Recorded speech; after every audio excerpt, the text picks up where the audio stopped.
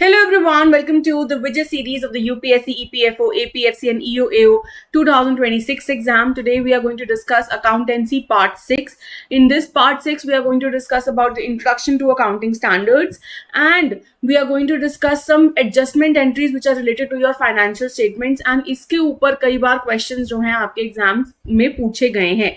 ठीक है, तो एग्जामिनर के पॉइंट ऑफ व्यू से ही हमने ये जो पार्ट 6 है वो क्रिएट किया है कि इसमें आपको बेसिक अंडरस्टैंडिंग दे देंगे कि इंट्रोडक्शन टू अकाउंटिंग स्टैंडर्ड्स है क्या आपकी, and then we will also make you understand the adjustment entries जो आपकी फाइनेंशियल स्टेटमेंट्स के लिए बहुत ज़्यादा इंपॉर्टेंट है. राइट, सो पार्ट 1, 2, 3, 4, 5 वो आपके ऑलरेडी यूट्यूब चैनल पे अपलोडेड है. अगर आपने अभी तक नहीं देखा है तो वो भी आप देख लीजिए, बिकॉज उसमें हमने सारी आपकी रिकॉर्डिंग्स ऑफ ट्रांजैक्शन, ठीक है, कैसे आप रिकॉर्ड करते हो सारी transaction in your journal, in your ledger, in your trial balance, वो हमने देखा है. और फिर हमने फाइनेंशियल स्टेटमेंट्स को भी डिस्कस किया है, तो वो सारा कुछ बहुत ज़्यादा इंपॉर्टेंट है. इवन जो रेशोज हैं, रेशोज भी हमने आपके पार्ट 5 में डिस्कस करी हैं. सो अगर आपने वो वाली वीडियोस नहीं देखी हैं तो वो भी जाके आपने इस पार्ट 6 के बाद भी आप देख सकते हो. Right, so let us start with our part 6. Now before I start, I would like to tell you about the 48-hour trial of our master course. ठीक है, अब कुछ बच्चे मास्टर कोर्स लेने से पहले कुछ रिलक्टेंट होते हैं कि हमें ये लेना चाहिए या नहीं लेना चाहिए. सो इन दैट केस एडुटैप आपके लिए एक 48-hour ट्रायल कोर्स लेके आया है. That is the link is in the description. Right, आप डिस्क्रिप्शन पे जो लिंक है उस पर क्लिक करेंगे तो आप इस पेज पे लैंड अप कर जाओगे. ठीक है, सो ये आपको बता रहा है कि there is a 2-day demo of the UPSC, EPFO, APFC, EOAO 2026-27 master course. ठीक है, सो दैट मीन्स जो भी हम मास्टर कोर्स में एडुटैप आपको प्रोवाइड करवा रहे हैं, ठीक है, everything will be available to you for 2 days, for 48 hours basically. इसमें सारे आपके concept classes, notes, current affairs, solve previous year questions, chapter wise mock test, current affairs mock test, everything will be available to you. So it is like a preview, so that you can ensure the quality, ensure that will you be able to understand or not. ठीक है, and if you see the syllabus, the course content, every subject has been covered. It is not like something we have locked and you will not be able to see. नहीं, सब कुछ आपको दिखेगा, सारा कुछ आप असेस कर पाओगे. अगर आपको कोई भी सब्जेक्ट खोल के देखना है तो आप देख सकते हो. राइट, सो बेसिकली आपने ये अंडरस्टैंड करना है कि ये 2 days का ट्रायल है और ये आपको सिर्फ ₹1 में अवेलेबल है. ठीक है, on the right side of this page आपको ये दिख जाएगा, यहाँ से आप बाय नाउ कर सकते हो. ठीक है, एवरीथिंग इज जस्ट इन ₹1. सो अगर आप लेना चाहो तो आप ये ले सकते हो. फिर आपको कोर्स पसंद आए तो फिर आप मास्टर कोर्स के लिए भी you can opt for it. Right, so let us now move forward. Let us start with our part 6. ठीक है, let us just start and introduction to accounting standards से सबसे पहले हम स्टार्ट करेंगे. Right, so what are accounting standards. ठीक है, अब इसको मिक्स नहीं करना है अकाउंटिंग प्रिंसिपल्स के साथ. ठीक है, हमने अकाउंटिंग प्रिंसिपल्स भी किए थे, but this is a little different. Right, so what were the accounting principles? They were the general rules and guidelines, ठीक है, which were not legally binded. ठीक है, विच वर नॉट लीगली माइंडेड कि उसको follow करना जरूरी ही है. लेकिन यस, जितने भी सारे अकाउंटेंट्स होते हैं वो अकाउंटिंग प्रिंसिपल्स को एज रूल्स एंड गाइडलाइंस मान के उसको फॉलो कर सकते हैं. राइट, लेकिन जो अकाउंटिंग स्टैंडर्ड्स होते हैं, accounting standards is basically a benchmark. ठीक है, कि ये जो स्टैंडर्ड है आपने अपने अकाउंट्स में मेंटेन करना ही करना है. Right, so basically in this case, idea of accounting standards is centered around the standardization of accounting policies and practices. So whatever policies we had discussed, whatever the rules and guidelines were there, उसको standardise करने की कोशिश करी है, उसको एक basically legal binding देने की कोशिश करी है. कि दैट मीन्स अगर कोई ऑर्गेनाइजेशन किसी अकाउंटिंग स्टैंडर्ड को फॉलो कर रही है तो वो एक स्टैंडर्ड है, बेंचमार्क है, कि उससे नीचे आप नहीं जा सकते हो, ये आपको फॉलो करना जरूरी ही है. Right, it is followed by different business entities. Now why is it necessary. ठीक है, व्हाई इज इट नेसेसरी. देखो, अगर कोई 2 ऑर्गेनाइजेशंस हैं, ठीक है, एक ऑर्गेनाइजेशन है आपकी XYZ लिमिटेड और एक है आपकी ABC लिमिटेड. राइट, सो बेसिकली ये दोनों ही ऑर्गेनाइजेशन अपने तरीके से डेप्रिसिएशन की जो अमाउंट है वो तय करती है. ठीक है, दोनों के पास एक कार है जो 2 लाख रुपीस की कॉस्ट करती है, इसके पास भी 2 लाख रुपीस की और इसके पास भी 2 लाख रुपीस की कार है. दोनों ही अपने तरीके से डेप्रिसिएशन को काउंट करते हैं. सो बेसिकली कोई स्टैंडर्डाइजेशन है, कोई बेंचमार्क है नहीं. So in that case, that is why we need a standard.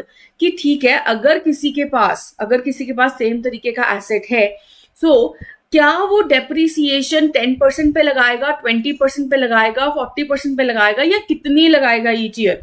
एक बेंचमार्क होना चाहिए। ऐसा नहीं कि XYZ लिमिटेड अपने मेथड को ऑप्ट करते हुए 10% लगा ले और एबीसी लिमिटेड 20% लगा ले। नहीं, ऐसा नहीं होगा। एक बेंचमार्क हो जाएगा कि ठीक है, जो भी कंपनी के पास जिसने एसेट्स हैं, तो उनको ये अकाउंटिंग स्टैंडर्ड जो है वो ऑप्ट करना पड़ेगा, right? So how much depreciation should be considered each year will be told by the accounting standards, I hope this is clear to you कि accounting standards होते क्या हैं और क्यों ये जरूरी है, right? अब ऑब्जेक्टिव क्या है? What is the objective of accounting standards? Like I already told you, एक बेंचमार्क है, ठीक है। अकाउंटिंग स्टैंडर्ड्स क्या है? एक बेंचमार्क है। So basically it provides a set of standard accounting policies and disclosure requirements, कि बेसिकली एक ना स्टैंडर्ड सेट कर देते हैं ये, कि ये जो अकाउंटिंग पॉलिसीज हैं ये आपको ऑप्ट करनी ही पड़ेंगी, ठीक है। ये आपका बेंचमार्क है, ये आपका एक स्टैंडर्ड है, ठीक है। एंड डिस्क्लोजर रिक्वायरमेंट्स ऑल्सो, कि इतनी चीजें आपको डिस्क्लोज करनी जरूरी हैं आपकी फाइनेंशियल स्टेटमेंट्स में। अगर आप डिस्क्लोज नहीं कर रहे हो तो यू आर एट फॉल्ट। अगर आप इन अकाउंटिंग पॉलिसीज को फॉलो नहीं कर रहे हो then the business is at fault. So basically accounting standards क्या है? एक बेंचमार्क है और एक स्टैंडर्ड है जो बताता है कि आपको ये फॉलो करना जरूरी है, ठीक है। अब इसके ऑब्जेक्टिव्स देखते हैं एक एक करके। Eliminate the non comparability of financial statements. देखो, जब अकाउंटिंग पॉलिसीज की हम बात करते हैं या फिर हम अकाउंटिंग स्टैंडर्ड्स की बात करते हैं, हमारा बहुत एक मेजर ऑब्जेक्टिव ये है कि जब दो companies, for example again XYZ limited और ABC लिमिटेड, जब दो कंपनीज फाइनेंशियल स्टेटमेंट्स बना रही हैं तो मैं इनको कंपेयर कर सकूं, ठीक है। इनका कंपैरिजन तभी पॉसिबल है जब ये एक अकाउंटिंग स्टैंडर्ड को फॉलो करते हैं। अगर ये अपनी मर्जी से बना रहा है, ये अपनी मर्जी से बना रहा है, तो मैं कभी भी कंपेयर कर नहीं पाऊंगी इनकी फाइनेंशियल स्टेटमेंट्स। एंड इवन अगर मैं बात करूं सिर्फ एक कंपनी की, दैट इज XYZ लिमिटेड, और इसी को ही अपने 2 ईयर्स की फाइनेंशियल स्टेटमेंट्स को कंपेयर करना है, ठीक है। 2024-25 और 2025-26 के जो स्टेटमेंट्स हैं उनको कंपेयर करना है, वो भी तभी पॉसिबल है अगर उसने कोई स्टैंडर्ड सेट करा होगा। ऐसा नहीं कि इसमें एक साल में उसने कोई स्टैंडर्ड फॉलो कर लिया, दूसरे में कोई स्टैंडर्ड फॉलो कर लिया, ठीक है। So basically this is also possible only when they are setting a standard, when they are using one common benchmark, ठीक है। सो नॉन कंपेरेबिलिटी की चीजों को एलिमिनेट करता है। Improve the reliability of the financial statements also, right. So ये basically एक qualitative characteristic ही है ना, कि रिलायबल भी होनी चाहिए हमारी जितनी भी स्टेटमेंट्स है। रिलायबल कब होएगी? जब it will B free from any biasness, it will B free from any mistake. तो बायसनेस तो होएगी ही नहीं ना अकाउंटेंट की, क्योंकि वो अकाउंटिंग स्टैंडर्ड्स फॉलो कर रहा है जो लॉ उसको बता रहा है कि इसको फॉलो करने की जरूरत है। तो वो अपनी मर्जी से तो कुछ नहीं कर सकता, तो बायसनेस भी नहीं आ सकती है, कोई एरर भी वो क्रिएट नहीं कर सकता है, right. So in that case आपकी जितनी भी फाइनेंशियल स्टेटमेंट्स होती हैं वो रिलायबल भी हो जाती हैं, एक्यूरेट भी हो जाती हैं, ठीक है। Then improve the accuracy, transparency कैसे होती है? देखो यहाँ पे लिखा है डिस्क्लोजर रिक्वायरमेंट्स भी आपको आपके अकाउंटिंग स्टैंडर्ड्स बताते हैं कि अकाउंटिंग स्टैंडर्ड्स में क्या क्या चीजें डिस्क्लोज करना जरूरी है आपकी फाइनेंशियल स्टेटमेंट्स में। तो जब हमें अकॉर्डिंग टू द स्टैंडर्ड्स सब कुछ डिस्क्लोज करना पड़ता है अपनी फाइनेंशियल स्टेटमेंट्स में, तो ट्रांसपेरेंसी भी आती है। जितने भी हमारे इन्वेस्टर्स होते हैं, जितने भी हमारे इंटरेस्टेड यूजर्स होते हैं, उनके लिए एक अच्छी चीज है कि ठीक है, ये कंपनी जो है अकाउंटिंग स्टैंडर्ड को फॉलो करती है, सो हेंस हम इनके ऊपर ट्रस्ट कर सकते हैं क्योंकि ये ट्रांसपेरेंट होगी, क्योंकि इसने जो डिस्क्लोजर रिक्वायरमेंट्स है उसको फुलफिल किया होगा, right. And requirements of additional disclosures, और कभी कभी अकाउंटिंग स्टैंडर्ड्स में ही कुछ एडिशनल डिस्क्लोजर्स भी होते हैं कि ये भी डिस्क्लोज करना जरूरी है। सो हेंस अगर कोई ऐसी रिक्वायरमेंट है तो वो हमें अकाउंटिंग स्टैंडर्ड्स जो है वो बता देते हैं। And reduction in the scope of creative accounting. What is creative accounting basically? अब देखो, क्रिएटिव का मतलब इनोवेटिव, ठीक है। क्या हमारे अकाउंट्स होते हैं वो इनोवेटिव होते हैं? नहीं। Like of course it is not innovative कि ऐसा कि हर कंपनी अपने अपने तरीके से अपना इनोवेशन डाल के अपनी फाइनेंशियल स्टेटमेंट्स को बना सकती है, नहीं। राइट। सो बेसिकली अकाउंटिंग स्टैंडर्ड हेल्प करता है कि कोई भी क्रिएटिव अकाउंटिंग नहीं करेगा। क्यों? क्योंकि ऑफ कोर्स हम अपना पर्सनल बायस नहीं डाल सकते हैं, हम अपनी पर्सनल इनोवेशन उसमें नहीं क्रिएट कर सकते हैं, right. So what is creative accounting? Basically it is the twisting of the accounting policies. So of course we cannot twist the accounting policies because these accounting policies are a benchmark. They are the standard. We cannot twist them to produce the financial statements favorable to our interest group. कि basically हमारा interest है कि भाई हमको अपना profit जो है वो कम शो करना है या ज्यादा शो करना है, उसके हिसाब से हम अपने अकाउंट्स को, फाइनेंशियल स्टेटमेंट्स को चेंज कर लें. नहीं, we can not do that, right. So अगर अकाउंटिंग स्टैंडर्ड्स को हम फॉलो कर रहे हैं तो there will be no creative accounting as well, right. I hope आपको ऑब्जेक्टिव भी इसका क्लियर है, आपको मीनिंग इसका क्लियर है कि अकाउंटिंग स्टैंडर्ड्स क्यों जरूरी होते हैं. अब हमें समझना है कि what is the process in the formulation of the accounting standards. ठीक है, कि कैसे ये अकाउंटिंग स्टैंडर्ड्स को बनाया जाता है. देखो, एक हमारी ना बॉडी है दैट इज ICAI. बहुत बच्चों ने सुना होगा, है ना. CA वालों को तो हमेशा से पता है, the institute of chartered accountants of India. ठीक है, ICAI. इस ICAI ने ना एक बॉडी क्रिएट करी that is accounting standards board, ASB. ठीक है, कब क्रिएट करी? 1977 में एक बॉडी क्रिएट करी जिसमें बहुत सारे मेंबर्स थे. अगर हम बात करें इंडिया की ही, ठीक है, इंडिया में बहुत सारे मेंबर्स थे, जैसे association of chambers, the industries, CII, FICCI. ठीक है, एंड देन द रेगुलेटर्स, जितने भी हमारे रेगुलेटर्स हैं, जैसे कि सेबी हो गया, अकेडमिशियंस जैसे कि टीचर्स हो गई, अकेडमिशियंस हो गए, कुछ गवर्नमेंट डिपार्टमेंट्स हो गए. तो इनमें से कुछ रिप्रेजेंटेटिव्स, कुछ मेंबर्स थे जो ASB के पार्ट बन गए. ठीक है, ASB के पार्ट बन गए. सो बेसिकली ये क्यों जरूरी थे? ये इसलिए जरूरी थे ताकि ये लोग अकाउंटिंग स्टैंडर्ड्स को बना सकें, फॉर्मुलेट कर सकें बेसिकली. सो क्या करता था, ICAI ने एक सेपरेट बॉडी क्रिएट करी, ASB, that is accounting standards board, 1977 में, जिसमें बहुत सारे रिप्रेजेंटेटिव्स हैं और डिफरेंट इंडस्ट्रीज. ठीक है, जो मिलके बैठते हैं और बैठ के ये डिसाइड करते हैं कि फॉर कोई भी एक पर्टिकुलर चीज के लिए, जैसे कि मुझे ये डिसाइड करना है कि जो मेरा प्लांट है, प्रॉपर्टी है, ठीक है, जो मेरा इक्विपमेंट है, बेसिकली उसका कॉस्ट डिसाइड करना है. ठीक है, कि cost of this plant, property and equipment क्या होना चाहिए. सो इस कॉस्ट को डिसाइड करने के लिए हम अकाउंटिंग स्टैंडर्ड बनाते हैं. सो ये जो सारे लोग हैं ना, ये मिलके बैठेंगे और डिसाइड करेंगे कि कैसे हमें क्या क्या इंक्लूड करना चाहिए हमारे cost of plant, property and equipment में, राइट. सो बेसिकली हर अकाउंटिंग स्टैंडर्ड के लिए ये लोग बैठते हैं और डिसाइड करते हैं कि क्या क्या इंट्रोडक्शन होनी चाहिए, क्या क्या पॉलिसीज जो हैं वो हर कंपनी को फॉलो करने की जरूरत है. ठीक है, अब जो ASB है ना, this is a body which has been constituted by ICAI. ठीक है, किसने बनाई? ICAI ने इसको क्रिएट किया है. लेकिन बहुत इंपॉर्टेंट बात एक समझो कि ASB is independent in the formulation of accounting standards. That means कि अकाउंटिंग स्टैंडर्ड 2 ये जो बोर्ड है इसने बनाया है, लेकिन ये इस पे डिपेंडेंट नहीं है कि ICAI से पूछ के ही बनाएगा. नहीं, इसके पास मेंबर्स हैं और इन्हीं मेंबर से पूछ के ये अपनी जो स्टैंडर्ड्स है उसको क्रिएट कर सकता है. ठीक है, and the council of ICAI is not empowered to make any modifications also in the draft formulated by the ASB without consulting them. कि ऐसा भी नहीं है कि ICAI कहे मैं तो तुमसे ऊपर हूं तो मैं मॉडिफिकेशंस कर सकता हूं तुम्हारे ड्राफ्ट में. नहीं, ICAI भी कोई मॉडिफिकेशन नहीं कर सकता जब तक ASB उसको ना बताए, ASB से वो नहीं परमिशन ले. ठीक है, ऑल्दो, तो मतलब बड़ा एक अच्छा पॉइंट है कि ऑल्दो इसी ने बनाई है, ICAI ने ही इस बॉडी को क्रिएट किया है, लेकिन फिर भी ये जो बॉडी है ये इंडिपेंडेंट है. ठीक है, इसको किसी से पूछने की जरूरत नहीं है, बल्कि इसी से पूछा जाएगा अगर कोई भी ड्राफ्ट में चेंज करना है, राइट. आई होप ये भी आपको बिल्कुल अच्छे से क्लियर है.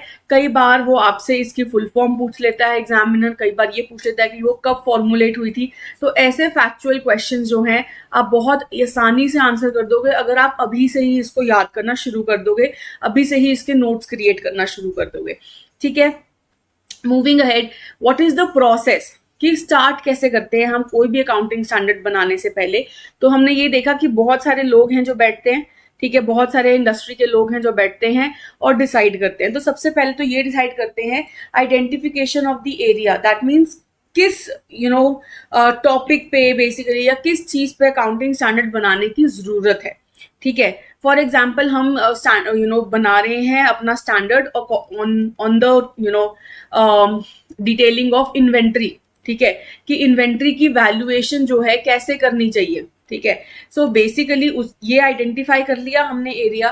फिर जो भी people who are related to the inventory, जिनको नॉलेज है बेसिकली, तो वो स्टडी ग्रुप हम बनाते हैं। ठीक है, ऐसा नहीं कि सबको नॉलेज हो ना इन्वेंट्री के बारे में, तो सिर्फ उन लोगों को जिनको नॉलेज है उस इन्वेंट्री के बारे में वो लोग बैठते हैं। ठीक है, इंडस्ट्री के ही लोग होंगे, प्रिपेयर करेंगे उस ड्राफ्ट को। ठीक है, कि क्या क्या होना चाहिए, इन्वेंट्री वैल्यूएशन कैसे करनी चाहिए, और उसकी सर्कुलेशन करेंगे। ठीक है, अब जब उसकी सर्कुलेशन हम करेंगे तो ऑफ कोर्स हर इंडस्ट्री से लोग या हर बिजनेस से लोग अपने डिफरेंट व्यूज देंगे कि नहीं इन्वेंट्री वैल्यूएशन ऐसे नहीं होनी चाहिए, इससे तो ये हो जाएगा, इससे ये हो जाएगा। तो बहुत सारे व्यूज को हम इकट्ठा करेंगे। ठीक है, कि अच्छा ठीक है, हमने जो ड्राफ्ट बनाया हो सकता है कि इसमें ये चीज एडवांटेजियस है और ये चीज जो है वो डिसएडवांटेजेस या फिर लिमिटेशंस है। ठीक है, सो बेसिकली क्या करेंगे, हम सारे व्यूज को इकट्ठा करेंगे और कोशिश करेंगे उसको चेंजेस करने के लिए। फिर हम फाइनलाइज करेंगे एक्सपोजर ड्राफ्ट। ठीक है, कि एक ड्राफ्ट और बनाएंगे जिसमें हम जो ये एडवांटेजेस और लिमिटेशंस थी उसको हम कंसीडर करते हुए एक न्यू ड्राफ्ट बना लेंगे। फिर उसके ऊपर भी हम कमेंट्स रिसीव करेंगे कि अब कैसा बना है। ठीक है, ऐसा नहीं कि ठीक है अब हमने फाइनलाइज कर दिया तो अब यही होगा, नहीं, उसके ऊपर भी हम रिसीव करेंगे कमेंट्स, एंड देन फिर हम उसको दोबारा मॉडिफाई करेंगे अगर जरूरत है, एंड देन हम इशू करेंगे हमारा accounting standard. So can you see, एक पूरा प्रोसेस है कि पहले आइडेंटिफाई करेंगे किस चीज पे बनाना है, फिर उसकी स्टडी ग्रुप बनाएंगे, फिर एक ड्राफ्ट करेंगे, उसको सर्कुलेट करेंगे, फिर उस पर व्यूज इकट्ठे करेंगे, फिर एक और ड्राफ्ट बनाएंगे, फिर दोबारा व्यूज इकट्ठे करेंगे और उसके बाद उसको मॉडिफाई करके फिर हम इशू करेंगे हमारा अकाउंटिंग स्टैंडर्ड। अब इसके साथ एक चीज और समझो, the accounting standard on any relevant subject, ठीक है, on any relevant subject for the non corporate entities, like for those like business वाले जो सोल प्रोप्राइटर होते हैं, पार्टनरशिप फर्म्स होती हैं, उनके बारे में बात कर रही हूँ, is then issued by ICAI। तो अब ये बड़ी चीज ध्यान में रखो, हम कह रहे हैं कि ASB बनाता है, कौन फॉर्मुलेट करता है, ASB फॉर्मुलेट करता है, लेकिन ये इंडिपेंडेंट है फॉर्मुलेट करने के लिए, लेकिन इशू कौन करेगा, इसको करेगा हमारा ICAI, ये याद रखना है। ठीक है, लेकिन अगर कोई कॉर्पोरेट एंटिटी है, जैसे कि कोई कंपनी है, ठीक है, तो उस केस में इसको कौन इशू करेगा, central government of India through the MCA, that is ministry of corporate affairs.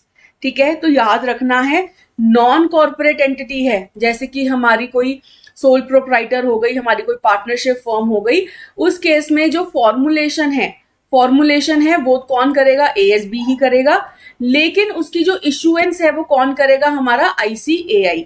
लेकिन अगर हमारी कोई कॉर्पोरेट एंटिटी है, जैसे कि कोई कंपनी है, ठीक है, उस केस में जो फॉर्मुलेशन है अभी भी ASB ही करेगा, लेकिन उसकी जो इशुएंस है वो कौन करेगा, हमारा MCA, या फिर इसको हम कहते हैं सेंट्रल गवर्नमेंट। ठीक है, तो ये याद रखनी है ये दोनों ही चीजें। कई बार ऐसे फैक्चुअल क्वेश्चंस आपसे एग्जामिनर जो है वो पूछ सकता है, तो ये अगर आपको याद होंगी छोटी छोटी चीजें तो कभी भी आप गलत नहीं करोगे। ठीक है, मूविंग अहेड, देखो अब आपने ये देखना है कि who makes and issues the accounting standards. अब हमने ये तो देख लिया कि अगर नॉन कॉर्पोरेट एंटिटी है तो इशू कौन करता है, हमारा ICAI, और अगर कॉर्पोरेट है तो करेगा हमारा MCA।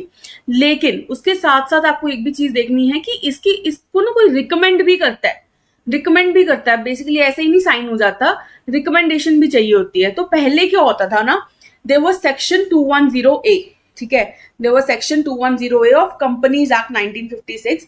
उसमें क्या था कि जितने भी अकाउंटिंग स्टैंडर्ड्स थे they were issued by MCA, companies की बात कर रही हूं मैं यहाँ पे, ठीक है, तो वो MCA इशू करता था, लेकिन किसकी रिकमेंडेशन पे, NACAS, that is national advisory committee on accounting standards. ठीक है, ये फुल फॉर्म पूछ सकते हैं तो आपको पता होना चाहिए, लेकिन थोड़े से चेंजेस आ गए हैं। अब एक हमारा सेक्शन इंट्रोड्यूस हो गया, दैट इज 132। इस सेक्शन के तहत basically section 132 of the companies act 2013, एक और बॉडी क्रिएट हो गई है NACAS के जगह, ठीक है, इन प्लेस ऑफ NACAS एक बॉडी क्रिएट हुई है, national financial reporting authority, that is NFRA, ऐसी फुल फॉर्म्स वो आपसे पूछ सकते हैं, ठीक है, will be constituted and the accounting standard will be notified by the central government only, by MCA only, in consultation with NFRA. Okay, so NFRA एक नवी बनेगी, ठीक है, अकॉर्डिंग बन चुकी है बेसिकली सेक्शन 132 के तहत, ठीक है, और इसकी रिकमेंडेशन पे ही सेंट्रल गवर्नमेंट या फिर MCA जो भी है वो आपका इशू करेगी अकाउंटिंग स्टैंडर्ड्स, ठीक है। पहले क्या हो रहा था, पहले सेक्शन 210 था ऑफ कंपनीज एक्ट 1956, उसके थ्रू हम करते थे कि रिकमेंडेशन थी NACAS की। ऑल्दो जब इतना पुरानी चीज होती है ना तो एग्जामिनर नहीं पूछता है, बट पूछ सकता है, तो हम ऐसा नहीं सोच सकते कि नहीं पूछेगा तो हमने नहीं याद करना है। लेकिन अब कौन सा सेक्शन चल रहा है, चल रहा है section 132 of the companies act 2013, और क्या बनाया है इन्होंने बनाया है NFRA, ठीक है, नेशनल फाइनेंशियल रिपोर्टिंग अथॉरिटी। याद रखनी है ये छोटी छोटी चीजें, ठीक है, और इसकी ही रिकमेंडेशन पे अब सेंट्रल गवर्नमेंट जो है वो इशू करती है हमारे अकाउंटिंग स्टैंडर्ड्स को, right. I hope this is clear. Moving ahead, अब देखो ये हमारे कुछ लिस्ट है of the accounting standards in India. ये जो लिस्ट है इसमें अगर आप देखो टोटल 29 स्टैंडर्ड्स दे रखे हैं, बट अगर मैं बात करूं how many total are there, that is 27, ठीक है, ये भी याद रखना है कितने हैं, 27। आप पूछोगे क्यों, क्योंकि देखो 4th पॉइंट देखो यहाँ पे, और यहाँ पे देखो 8th पॉइंट जो मैंने मार्क किया है, AS6 था पहले हमारा डेप्रिसिएशन अकाउंटिंग, जिसको विड्रॉन कर लिया गया है, दैट मीन्स अब ये AS6 नहीं यूज होता है। अब इसकी जगह ये जो डेप्रिसिएशन अकाउंटिंग है ना, ये आपका पार्ट बन गया है AS10 का ही, that is property plant and equipment का, ठीक है, ये AS10 का ही पार्ट बन गया है इधर। और जो हमारा AS8 है, ठीक है, ये भी आपका विड्रॉ हो चुका है, that was accounting for research and development, ठीक है, और ये किसका पार्ट बन गया है, हमारे AS26 का, दैट इज इंटैंजिबल एसेट्स का पार्ट बन गया है। So basically there are total of 27 accounting standards, ठीक है। नाउ इसको हम अकाउंटिंग स्टैंडर्ड्स बोलते हैं, बहुत ये थोड़ा सा आप समझ लेना कि इसको अकाउंटिंग स्टैंडर्ड्स क्यों बोलते हैं, एवरीथिंग वो हम आगे भी पढ़ेंगे। और ये किस चीज में डील करते हैं, तो ये जितने भी हमारे अकाउंटिंग स्टैंडर्ड्स हैं किस चीज में डील करते हैं, recognition of events and transactions की कौन सा इवेंट है, कौन सी ट्रांजैक्शन है जो इसमें रिकॉर्ड होनी चाहिए, फिर उसको मेजर करेंगे कि कितनी, है ना, जो हमारा बेसिकली अकाउंटिंग का ही प्रोसेस होता है, पहले तो रिकॉग्नाइज करेंगे, आइडेंटिफाई करेंगे, फिर उसको मेजर करेंगे, और फिर उसकी रिकॉर्डिंग के बाद उसको प्रेजेंट भी करेंगे, उन ट्रांजैक्शंस एंड इवेंट्स को प्रेजेंट करेंगे, और फिर जो आपकी रिक्वायरमेंट है, जो भी चीजें डिस्क्लोज करनी जरूरी है फाइनेंशियल स्टेटमेंट्स में, उसको हम डिस्क्लोज करेंगे, ठीक है। सो बेसिकली जब भी कोई अकाउंटिंग स्टैंडर्ड होगा, जैसे मैं इसमें ना आपको AS10 के साथ ही ले जाती हूँ, that is property plant and equipment, हमारे सारे जो फाइनेंशियल के लिए फिक्स एसेट्स होते हैं उसके ऊपर ये AS10 बनाया गया है। तो सबसे पहले तो हम रिकॉग्नाइज करेंगे कि कौन से ऐसे एसेट्स हैं जो AS10 का पार्ट बनेंगे, ठीक है, राइट। फिर उसके बाद मेजर करेंगे, मेजर कैसे करेंगे, हम कॉस्ट निकालेंगे of those assets, of those PPE, that is property plant and equipment, ठीक है। फिर उसको प्रेजेंट करेंगे कहाँ पे, फाइनेंशियल स्टेटमेंट्स में, और फिर जो रिक्वायरमेंट है कि क्या क्या चीजें जो हैं वो डिस्क्लोज करनी जरूरी है related to the PPE, that related to the property plant and equipment, वो सारी चीजें हम डिस्क्लोज करेंगे हमारी फाइनेंशियल स्टेटमेंट्स में, और ये सारी डिस्क्लोजर रिक्वायरमेंट जो है अकाउंटिंग स्टैंडर्ड हमें बताएगा, राइट। आई होप ये आपको क्लियर है। अब अगर आपको ये सारी जो लिस्ट है, ये ज्यादा वैसे तो मैं कहूंगी कि याद करने की जरूरत नहीं है, लेकिन समटाइम्स क्वेश्चंस जो हैं आपके केस में पूछे गए हैं कि AS3 कौन सा है, तो AS3 याद कर लो, कैश फ्लो स्टेटमेंट का है, ठीक है। AS10 कौन सा है, प्रॉपर्टी प्लांट एंड इक्विपमेंट है, जो मेन है ना, एटलीस्ट वो आप याद कर लेना। और कौन से हैं आपके मेन अगर मैं बात करूं तो वो है आपका AS11 also, the effect of changes in the foreign exchange rate, ठीक है। Then AS13 is also important, that is accounting for investments, ठीक है. Then there is one AS9 yes इधर रेवेन्यू रिकग्निशन. ठीक है, दैट इज ऑल्सो इम्पॉर्टेंट. सो ये छोटी छोटी चीजें हैं जो इम्पॉर्टेंट हैं. तो अगर आप ये सारी याद कर लोगे तो मुझे लगता है कि थोड़ी सी चीजें आसान हो जाएंगी. बट ऑल दो क्वेश्चन कहीं से भी आ सकता है. सो मैं कहूंगी कि रोट लर्निंग ना ही करते हुए, ठीक है, अगर आप चाहते हो कि आप मेन वाली कर लो तो ज्यादा अच्छा है. पर अगर आप सारी कर सको तो उससे ऊपर तो कोई विन विन सिचुएशन आपके लिए नहीं है. ठीक है, moving ahead. Enforcement of accounting standards. अब देखो हमने क्या कहा कि जो भी अकाउंटिंग स्टैंडर्ड्स है वो कौन डेवलप कर रहा है, हमारा अकाउंटिंग स्टैंडर्ड्स बोर्ड. और ये जो अकाउंटिंग स्टैंडर्ड बोर्ड है ये किसने बनाया है, ये बनाया है ICAI, that is institute of chartered accountants of India. लेकिन एक चीज याद रखेंगे कि एक जो ये ASB है और ICAI है ये दोनों ही लीगल बॉडी नहीं है. ये दोनों ही लीगल बॉडी नहीं है, तो ये इन्फोर्स नहीं कर सकते हैं इन स्टैंडर्ड्स को. तो इनके लिए कोई लॉ की जरूरत है. ठीक है, दोनों ही बॉडीज ASB और ICAI ये लीगल बॉडीज नहीं है, तो इनको इन्फोर्स करना पड़ता है by some law. So what are those laws? ठीक है, that is our companies act. ठीक है, that is our companies act which is enforcing all these accounting standards. तो उसमें कौन से सेक्शंस हैं? देखो, सेक्शन 133 है आपका. ठीक है, सेक्शन 133 कहता है कि जो ऑफ द कंपनीज एक्ट कि जितने भी ये 27 स्टैंडर्ड्स हैं shown on the previous slides, ये मैंडेटरी हैं हर कंपनी को फॉलो करने के लिए. ठीक है, it becomes mandatory to be followed, क्योंकि ये section 133 of the companies act है और ये एक लीगल बॉडी है. Then section 129 subsection 1 of the companies act. Just a second please.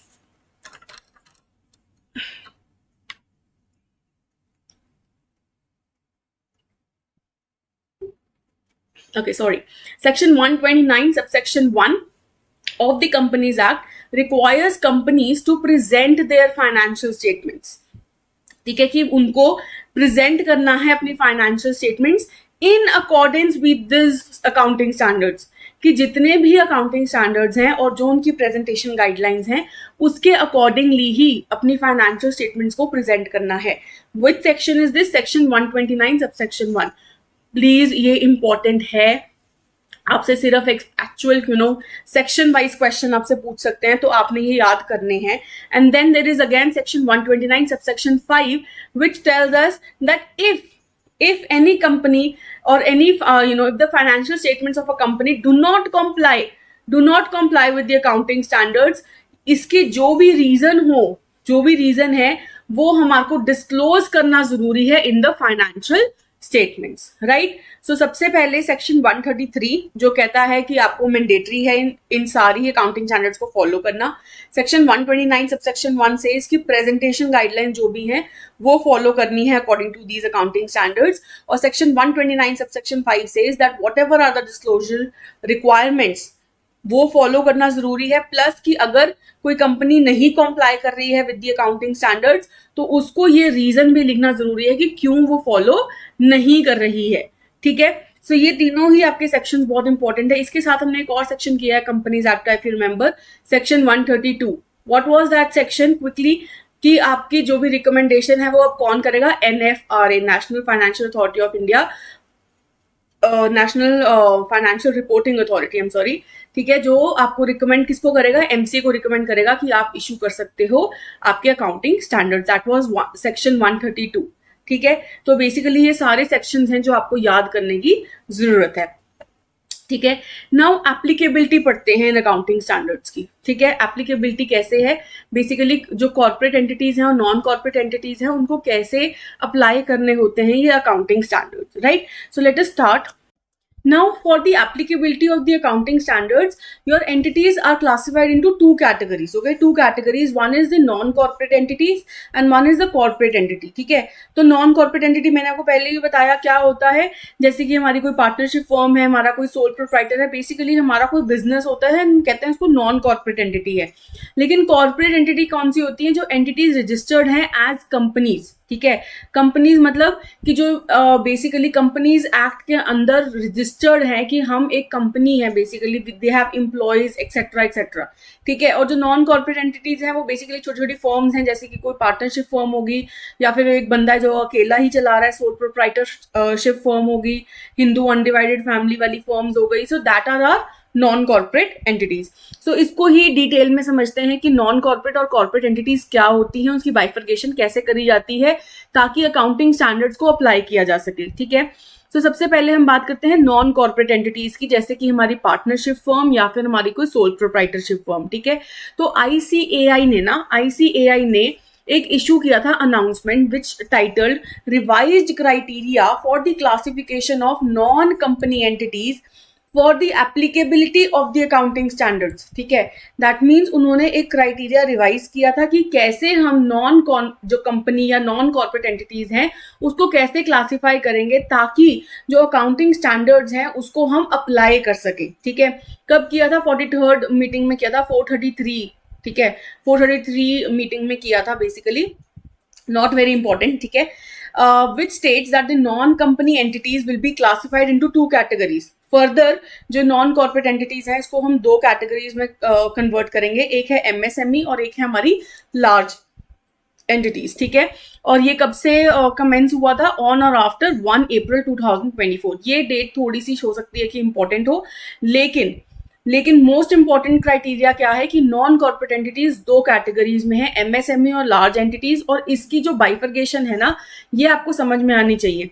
तो जब मैं लार्ज नॉन कॉर्पोरेट एंटिटीज की बात करती हूँ, ठीक है, लार्ज नॉन कॉर्पोरेट एंटिटीज की बात करती हूँ, कब हम कहेंगे कि कोई भी कंपनी लार्ज है या कोई भी एक सोल प्रोप्राइटरशिप फर्म या फिर पार्टनरशिप फर्म है, वो कब हम कहेंगे कि that is a large non corporate entity, ठीक है। अगर one of the following condition is met, इनमें से कोई भी एक भी कंडीशन अगर फुलफिल होती है तो हम कहेंगे that this is a large non corporate entity, ठीक है। जिसका इक्विटी या डेट सिक्योरिटीज आर लिस्टेड और इन the process of listing in India और आउटसाइड इंडिया। दैट मीन्स वो उसके जो स्टॉक्स हैं या उसकी जो इक्विटी शेयर्स हैं वो लिस्टेड हैं, ठीक है, basically on the stock exchange you can से, या फिर इन द प्रोसेस ऑफ लिस्टिंग है, ठीक है। दोनों में से एक भी चीज है तो वो लार्ज नॉन कॉर्पोरेट एंटिटी होगी। या फिर entity is a bank, financial institution या फिर इंश्योरेंस कंपनी। तो अगर आपकी जो एंटिटी है या तो वो बैंक है, फाइनेंशियल इंस्टीट्यूशन है या फिर इंश्योरेंस कंपनी है, तो पक्का से ही वो लार्ज नॉन कॉर्पोरेट एंटिटी होएगी। या फिर उसका जो टर्नओवर है, दैट मीन्स उसकी जो सेल्स है, टर्नओवर है एक्सक्लूडिंग द अदर इनकम, ठीक है, जो उसका जो main activity of the business है that is more than 250 crore, ठीक है, मोर देन 250 करोड़, तब भी हम कहेंगे that it is a large non corporate entity. या फिर उसकी जो बोरोइंग्स हैं that is more then 50 crore, ठीक है, borrowings at any time during the year is more then 50 crore, तो हम कहेंगे तब भी वो लार्ज नॉन कॉर्पोरेट एंटिटी है। या फिर उसकी कोई होल्डिंग है या सब्सिडरी है of any of the above, ठीक है। सो बेसिकली अगर उसकी कोई होल्डिंग कंपनी है या कोई सब्सिडरी कंपनी है जिसमें ये सारी क्राइटेरिया जो है फुलफिल हो रहा है, ठीक है, खुद तो चाहे वो छोटी सी कंपनी है लेकिन उसकी जो होल्डिंग कंपनी है या उसकी जो सब्सिडरी कंपनी है अगर वो ज्यादा है, लाइक वो एक बैंक हो या वो एक इंश्योरेंस कंपनी हो या फिर उसकी टर्नओवर 250 करोड़ से ज्यादा हो, उसकी बोरोइंग 50 करोड़ से ज्यादा हो, तब भी उस छोटी कंपनी को भी हम लार्ज नॉन कॉर्पोरेट एंटिटी ही कहेंगे। और इस केस में अगर ये लागू हो जाता है कि okay this company is a large non corporate entity, तो उसको कंप्लाई करना पड़ता है विद फुल अकाउंटिंग स्टैंडर्ड्स और कोई एग्जेम्पशन उसको नहीं मिलती है, ठीक है।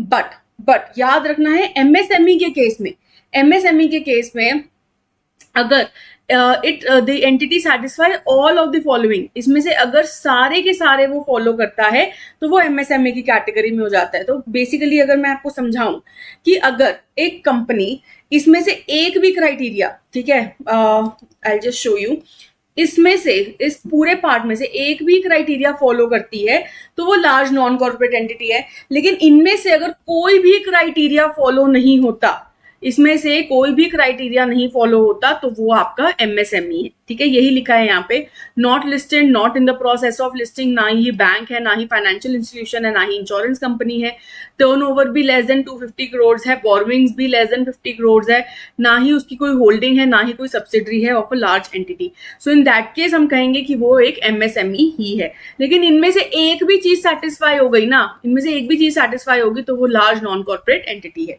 ठीक है। जो एमएसएमईज होती हैं basically they are eligible for certain relaxations, ठीक है, जैसे कि कैश फ्लो की एग्जेम्पशन हो जाती है, और भी बहुत सारी छोटी छोटी एग्जेम्पशंस हैं जो आपको पढ़ने की ज्यादा जरूरत नहीं है, पर यस ये पता होना चाहिए कि उनको रिलैक्सेशन मिल जाती है।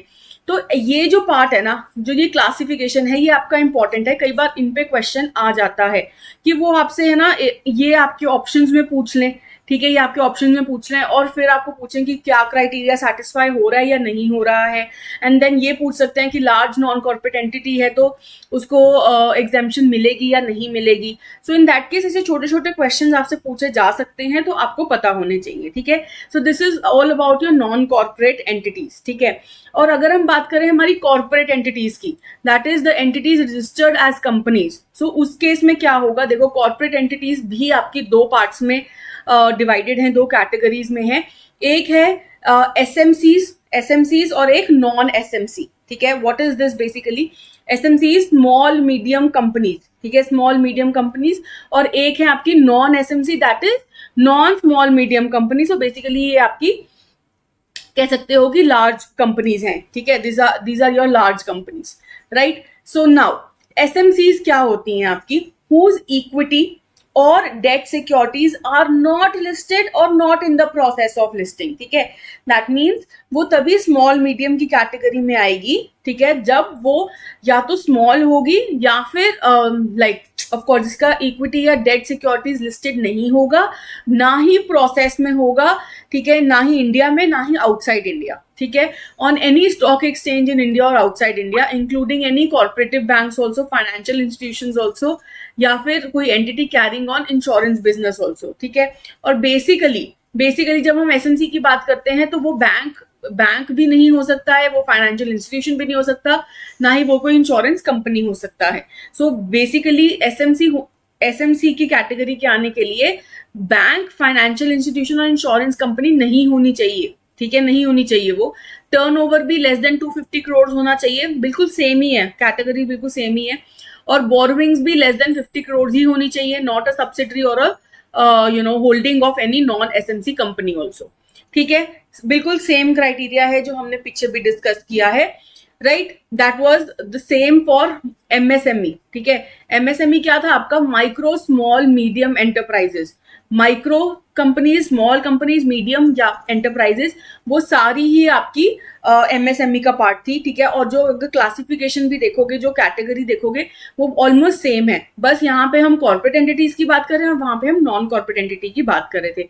और इसमें भी ना, इस कैटेगरी में भी nothing should be satisfied, but all should be satisfied, sorry, all of the things should be satisfied, ठीक है, all of the things should be satisfied। that means कि अगर इसमें से एक भी ऐसी चीज है जो like for example it is a bank for example, तो वो नॉन एसएमसी हो जाएगी, या फिर उसका सिर्फ टर्नओवर भी 250 करोड़ से ज्यादा है, सिर्फ बाकी सब कुछ नहीं मैच कर रहा, सिर्फ टर्नओवर ही 250 करोड़ से ज्यादा है, तब भी वो नॉन एसएमसी की कैटेगरी में चली जाएगी। सो सारे के सारे जो आपकी चीजें हैं वो सेटिस्फाई होनी जरूरी है।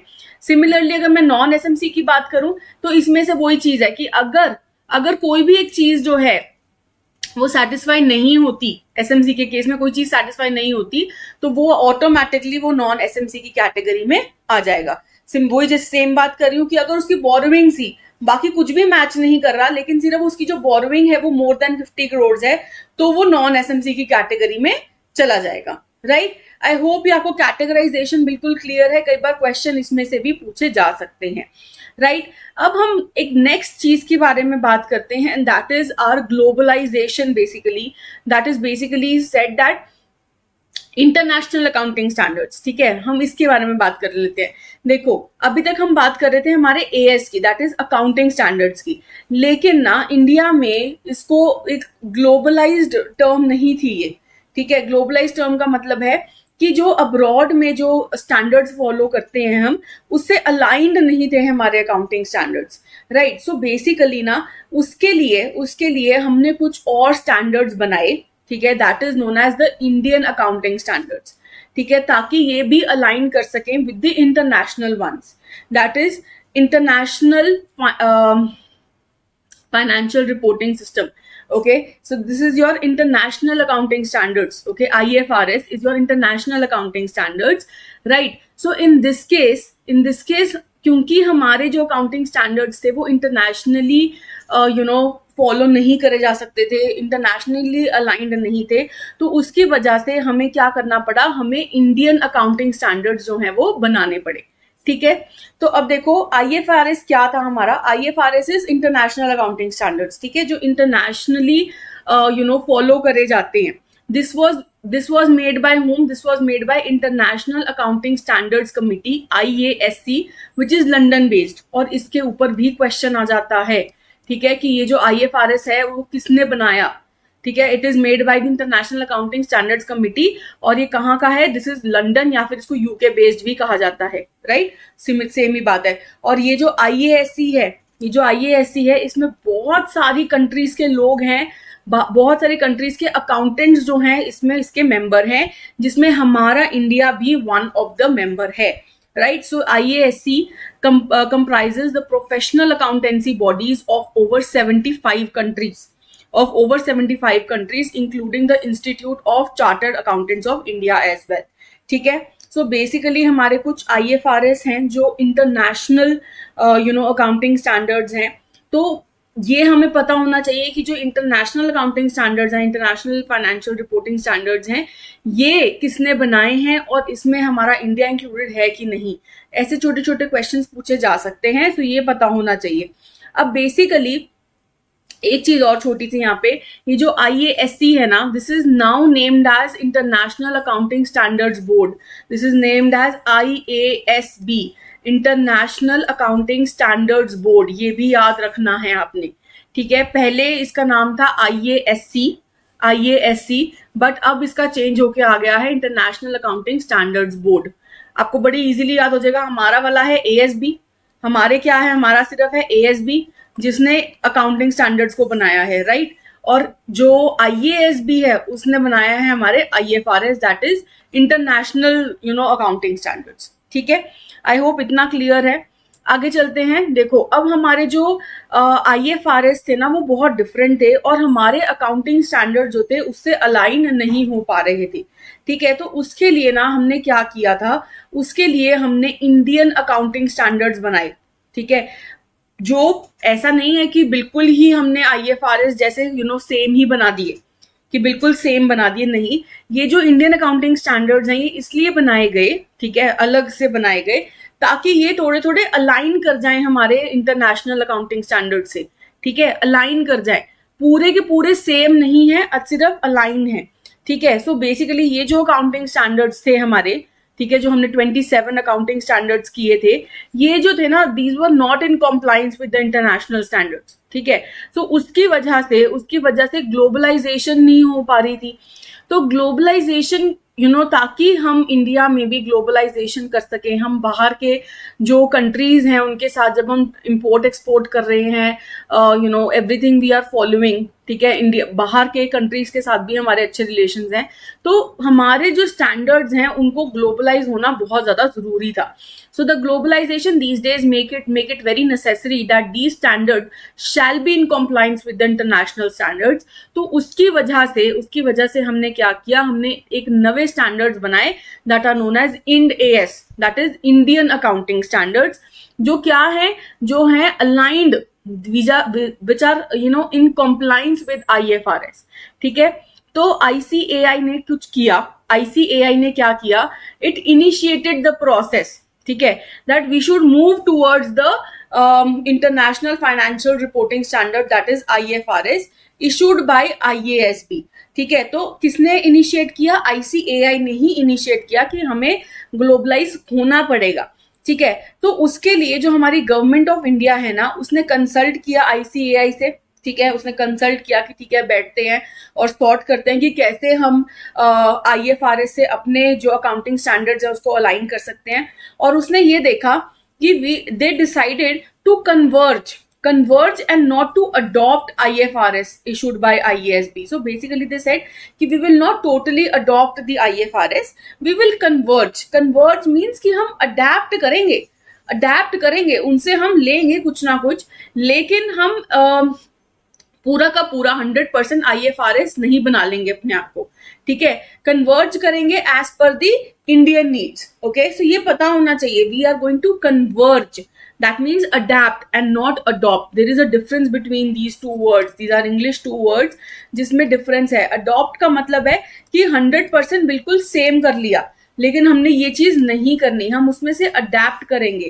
दैट मीन्स हम कुछ चीजें उसमें से लेंगे और कुछ चीजें छोड़ भी देंगे, जो हमारे मतलब की नहीं है वो हम छोड़ देंगे, जो हमारे मतलब की है उसी को ही सिर्फ अडेप्ट करेंगे, right. So these standards which converged with IFRS were named as what, Indian AS, that is Indian accounting standards, ठीक है।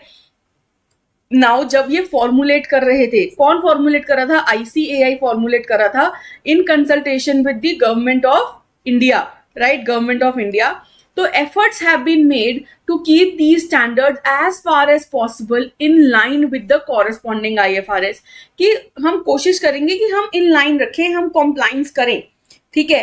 And departures have been made where considered essential. Departures मतलब कि अगर हमने ये चीज छोड़ देनी है, अगर हमारी नीड के हिसाब से नहीं है तो हम वहां से डिपार्ट कर जाएंगे, वो वाला पार्ट हम नहीं उठाएंगे, ठीक है। हम कोशिश करेंगे जितना हम अडेप्ट कर सकते हैं हम करें, लेकिन अगर हमें लगता है कि कोई चीज हमारे नीड के हिसाब से नहीं है तो उसको हम छोड़ भी देंगे, राइट। सो इसमें दो चीजें जो आपको समझने वाली हैं, किसने स्टार्ट किया था, ठीक है, that is ICAI, government of India ने कंसल्ट किया था और क्या कहा कि हम कन्वर्ज करेंगे, हम अडॉप्ट नहीं करेंगे, राइट। सो ये चीज याद रखनी है। और हमने ये भी याद रखना है कि हमने कहीं ना कहीं से डिपार्ट भी किया, ऐसा नहीं किया कि हमने टोटली ही सारा कुछ IFRS से अडॉप्ट कर लिया, नहीं, हमने उसको अडेप्ट ही किया है।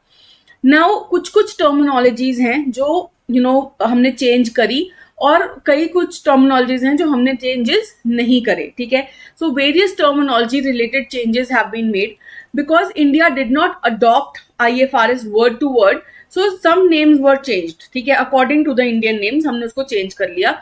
जैसे IFRS में ना हम बोलते हैं, these are the short examples only, कि स्टेटमेंट ऑफ कॉम्प्रिहेंसिव इनकम, ठीक है, तो IFRS में ऐसा बोलते हैं, लेकिन गवर्नमेंट ऑफ इंडिया को लगा कि इंडियन जो टर्म्स है ना, जो इंडियन के बिजनेसमैन है उनको ये चीजें नहीं समझ में आएंगी, तो इस करके उसको बहुत इजी बनाने के लिए उन्होंने लिखा statement of profit and loss, ठीक है, statement of profit and loss, that is our income statement, correct है ना, जो फाइनेंशियल स्टेटमेंट्स पढ़ी थी, तो हमने इंडियन टर्म के हिसाब से ही लिया।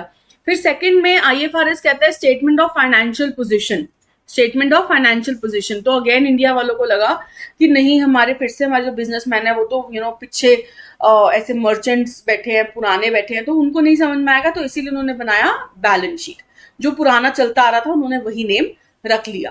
सो बेसिकली यही चीज समझाने की कोशिश करें कि हमने प्रॉपरली अडॉप्ट नहीं किया, हमने कुछ ना कुछ चेंजेस भी करे हैं अपने हिसाब से, अपने इंडियन नीड्स के हिसाब से।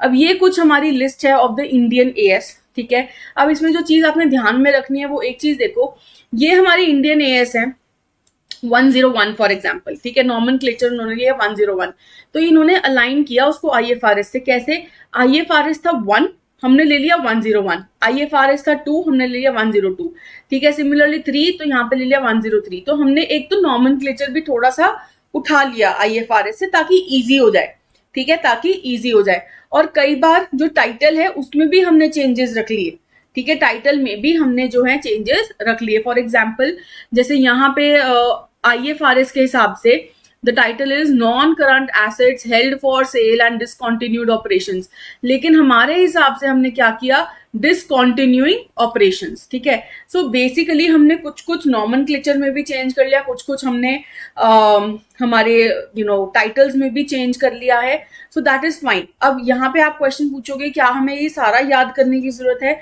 तो सारा याद करने की आपको जरूरत नहीं है, सिर्फ मेन वाली चीजें जो हैं आप याद कर सकते हो। एक जैसे नॉमेनक्लेचर हो गया, फिर आपको ये पता होना चाहिए कि इंडियन अकाउंटिंग स्टैंडर्ड्स हमने अडेप्ट करे हैं, अडॉप्ट नहीं करे हैं, कन्वर्ज करे हैं, ठीक है। सो बेसिकली ये छोटी छोटी चीजें हैं जो आपको पता होनी चाहिए। अगर आप ये सारा याद नहीं भी कर पाते हो सो दैट इज फाइन, ठीक है। अगर आपको ये एक एक टर्म अगर मैं आप करने बैठोगे तो आपके लिए मुश्किल होगा ही। सो इन दैट केस आप छोड़ सकते हो, ठीक है, आप बिल्कुल छोड़ सकते हो। लेकिन अगर कर लोगे तो अच्छा है, नहीं कर पा रहे हो तो दैट्स फाइन, ठीक है। मूविंग अहेड, ये और भी आपकी लिस्ट है, लिस्ट काफी लंबी है, सो इसीलिए मैं कह रही हूँ कि अगर नहीं कर पा रहे हो तो दैट इज फाइन। जैसे इसमें भी अगर आप देख रहे हो AS10 है हमारा, प्रॉपर्टी प्लांट एंड इक्विपमेंट, तो इंड AS में क्या नाम दिया उसको 16, IFRS में भी 16 ही है। तो ये चीज आप याद कर सकते हो। जैसे जो हमने AS जो हमने याद करे हैं, एटलीस्ट वही AS आप याद कर सकते हो, ठीक है। वही वाले AS हैं जो आप याद कर सकते हो। जैसे AS11 भी मैंने वो था कि याद कर लेना, तो वैसे ही आप उसका इंड AS भी याद कर सकते हो, IFRS वाला भी याद कर सकते हो, ठीक है। सो जो जो आप AS याद करोगे उसके साथ वाला जो कॉरेस्पॉन्डिंग इंड AS है और IFRS है वो आप याद कर लेना, ठीक है। बट यस, सारे तो अगर मैं आपसे एक्सपेक्ट करूं कि आप सारे आपको याद हो जाए तो वो थोड़ा सा मुश्किल है, तो दैट्स फाइन, ठीक है। Moving ahead, let us start with the adjustment entries now. This is very important. This is a little different from what we are doing. अभी सिर्फ मैंने आपको अकाउंटिंग स्टैंडर्ड्स की इंट्रोडक्शन दी थी, ठीक है, पर अब हम नेक्स्ट पार्ट पे चल रहे हैं। This is the next part, okay, this is section B you can say of our lecture today, ठीक है, जहां पे हम एडजस्टमेंट एंट्रीज करेंगे हमारी फाइनेंशियल स्टेटमेंट्स की। हमने कुछ फाइनेंशियल स्टेटमेंट्स बनाई थी, कौन सी बनाई थी? हमने इनकम स्टेटमेंट बनाया, हमने बैलेंस शीट बनाया। सो बैलेंस शीट में ना और इनकम स्टेटमेंट में कई बार ऐसी चीजें होती हैं जो हमें एडजस्ट करनी पड़ती हैं, ऐसी टर्म्स, ऐसे ट्रांजैक्शंस होती हैं जो हमें एडजस्ट करनी पड़ती हैं। सो इन दैट केस हम वो चीजें कैसे करेंगे, let us discuss in our this part of the section, ठीक है। So let us start. Now what is the need for adjustment entries, ठीक है, क्यों करने की जरूरत है हमें? देखो एक एग्जांपल लेते हैं। Suppose you must pay rent on 31st March but you paid it on 1st of अप्रैल। अब देखो जो हमारे फाइनेंशियल ईयर होता है ना, वो कौन सी डेट का होता है? वो होता है, स्टार्ट करते हैं हम 1st अप्रैल से to 31st March. So let us suppose ये वाला जो ईयर है आपका, ये है 1st अप्रैल 2024 टू 31st मार्च 2025, ठीक है, ये वाला फाइनेंशियल ईयर है।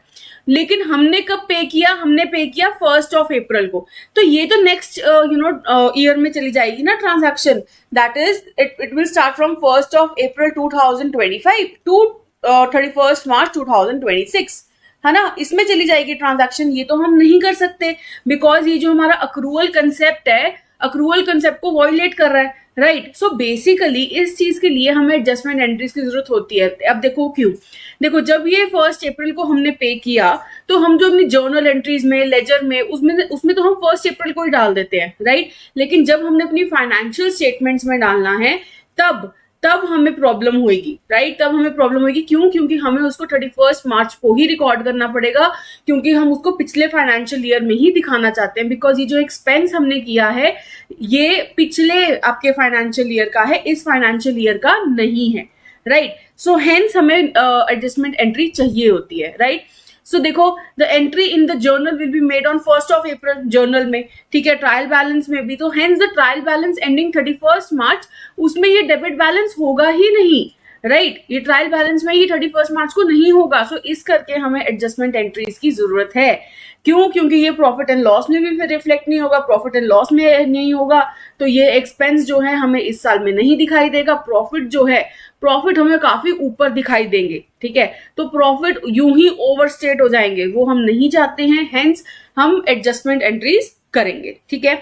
नाउ इसको कैसे करेंगे ये हम आगे पढ़ेंगे, बट हम आपको बताती हूँ कि हम कौन सी एडजस्टमेंट एंट्रीज हैं जो करेंगे। देखो एक हम करेंगे क्लोजिंग स्टॉक के बारे में, expenses incurred but not yet paid, ठीक है, that is outstanding expenses. Prepaid expenses के बारे में बात करेंगे, अक्रूड इनकम के बारे में, advance income, depreciation, bad debts, provision for doubtful debts, provision for discount on debtors और इंटरेस्ट ऑन कैपिटल।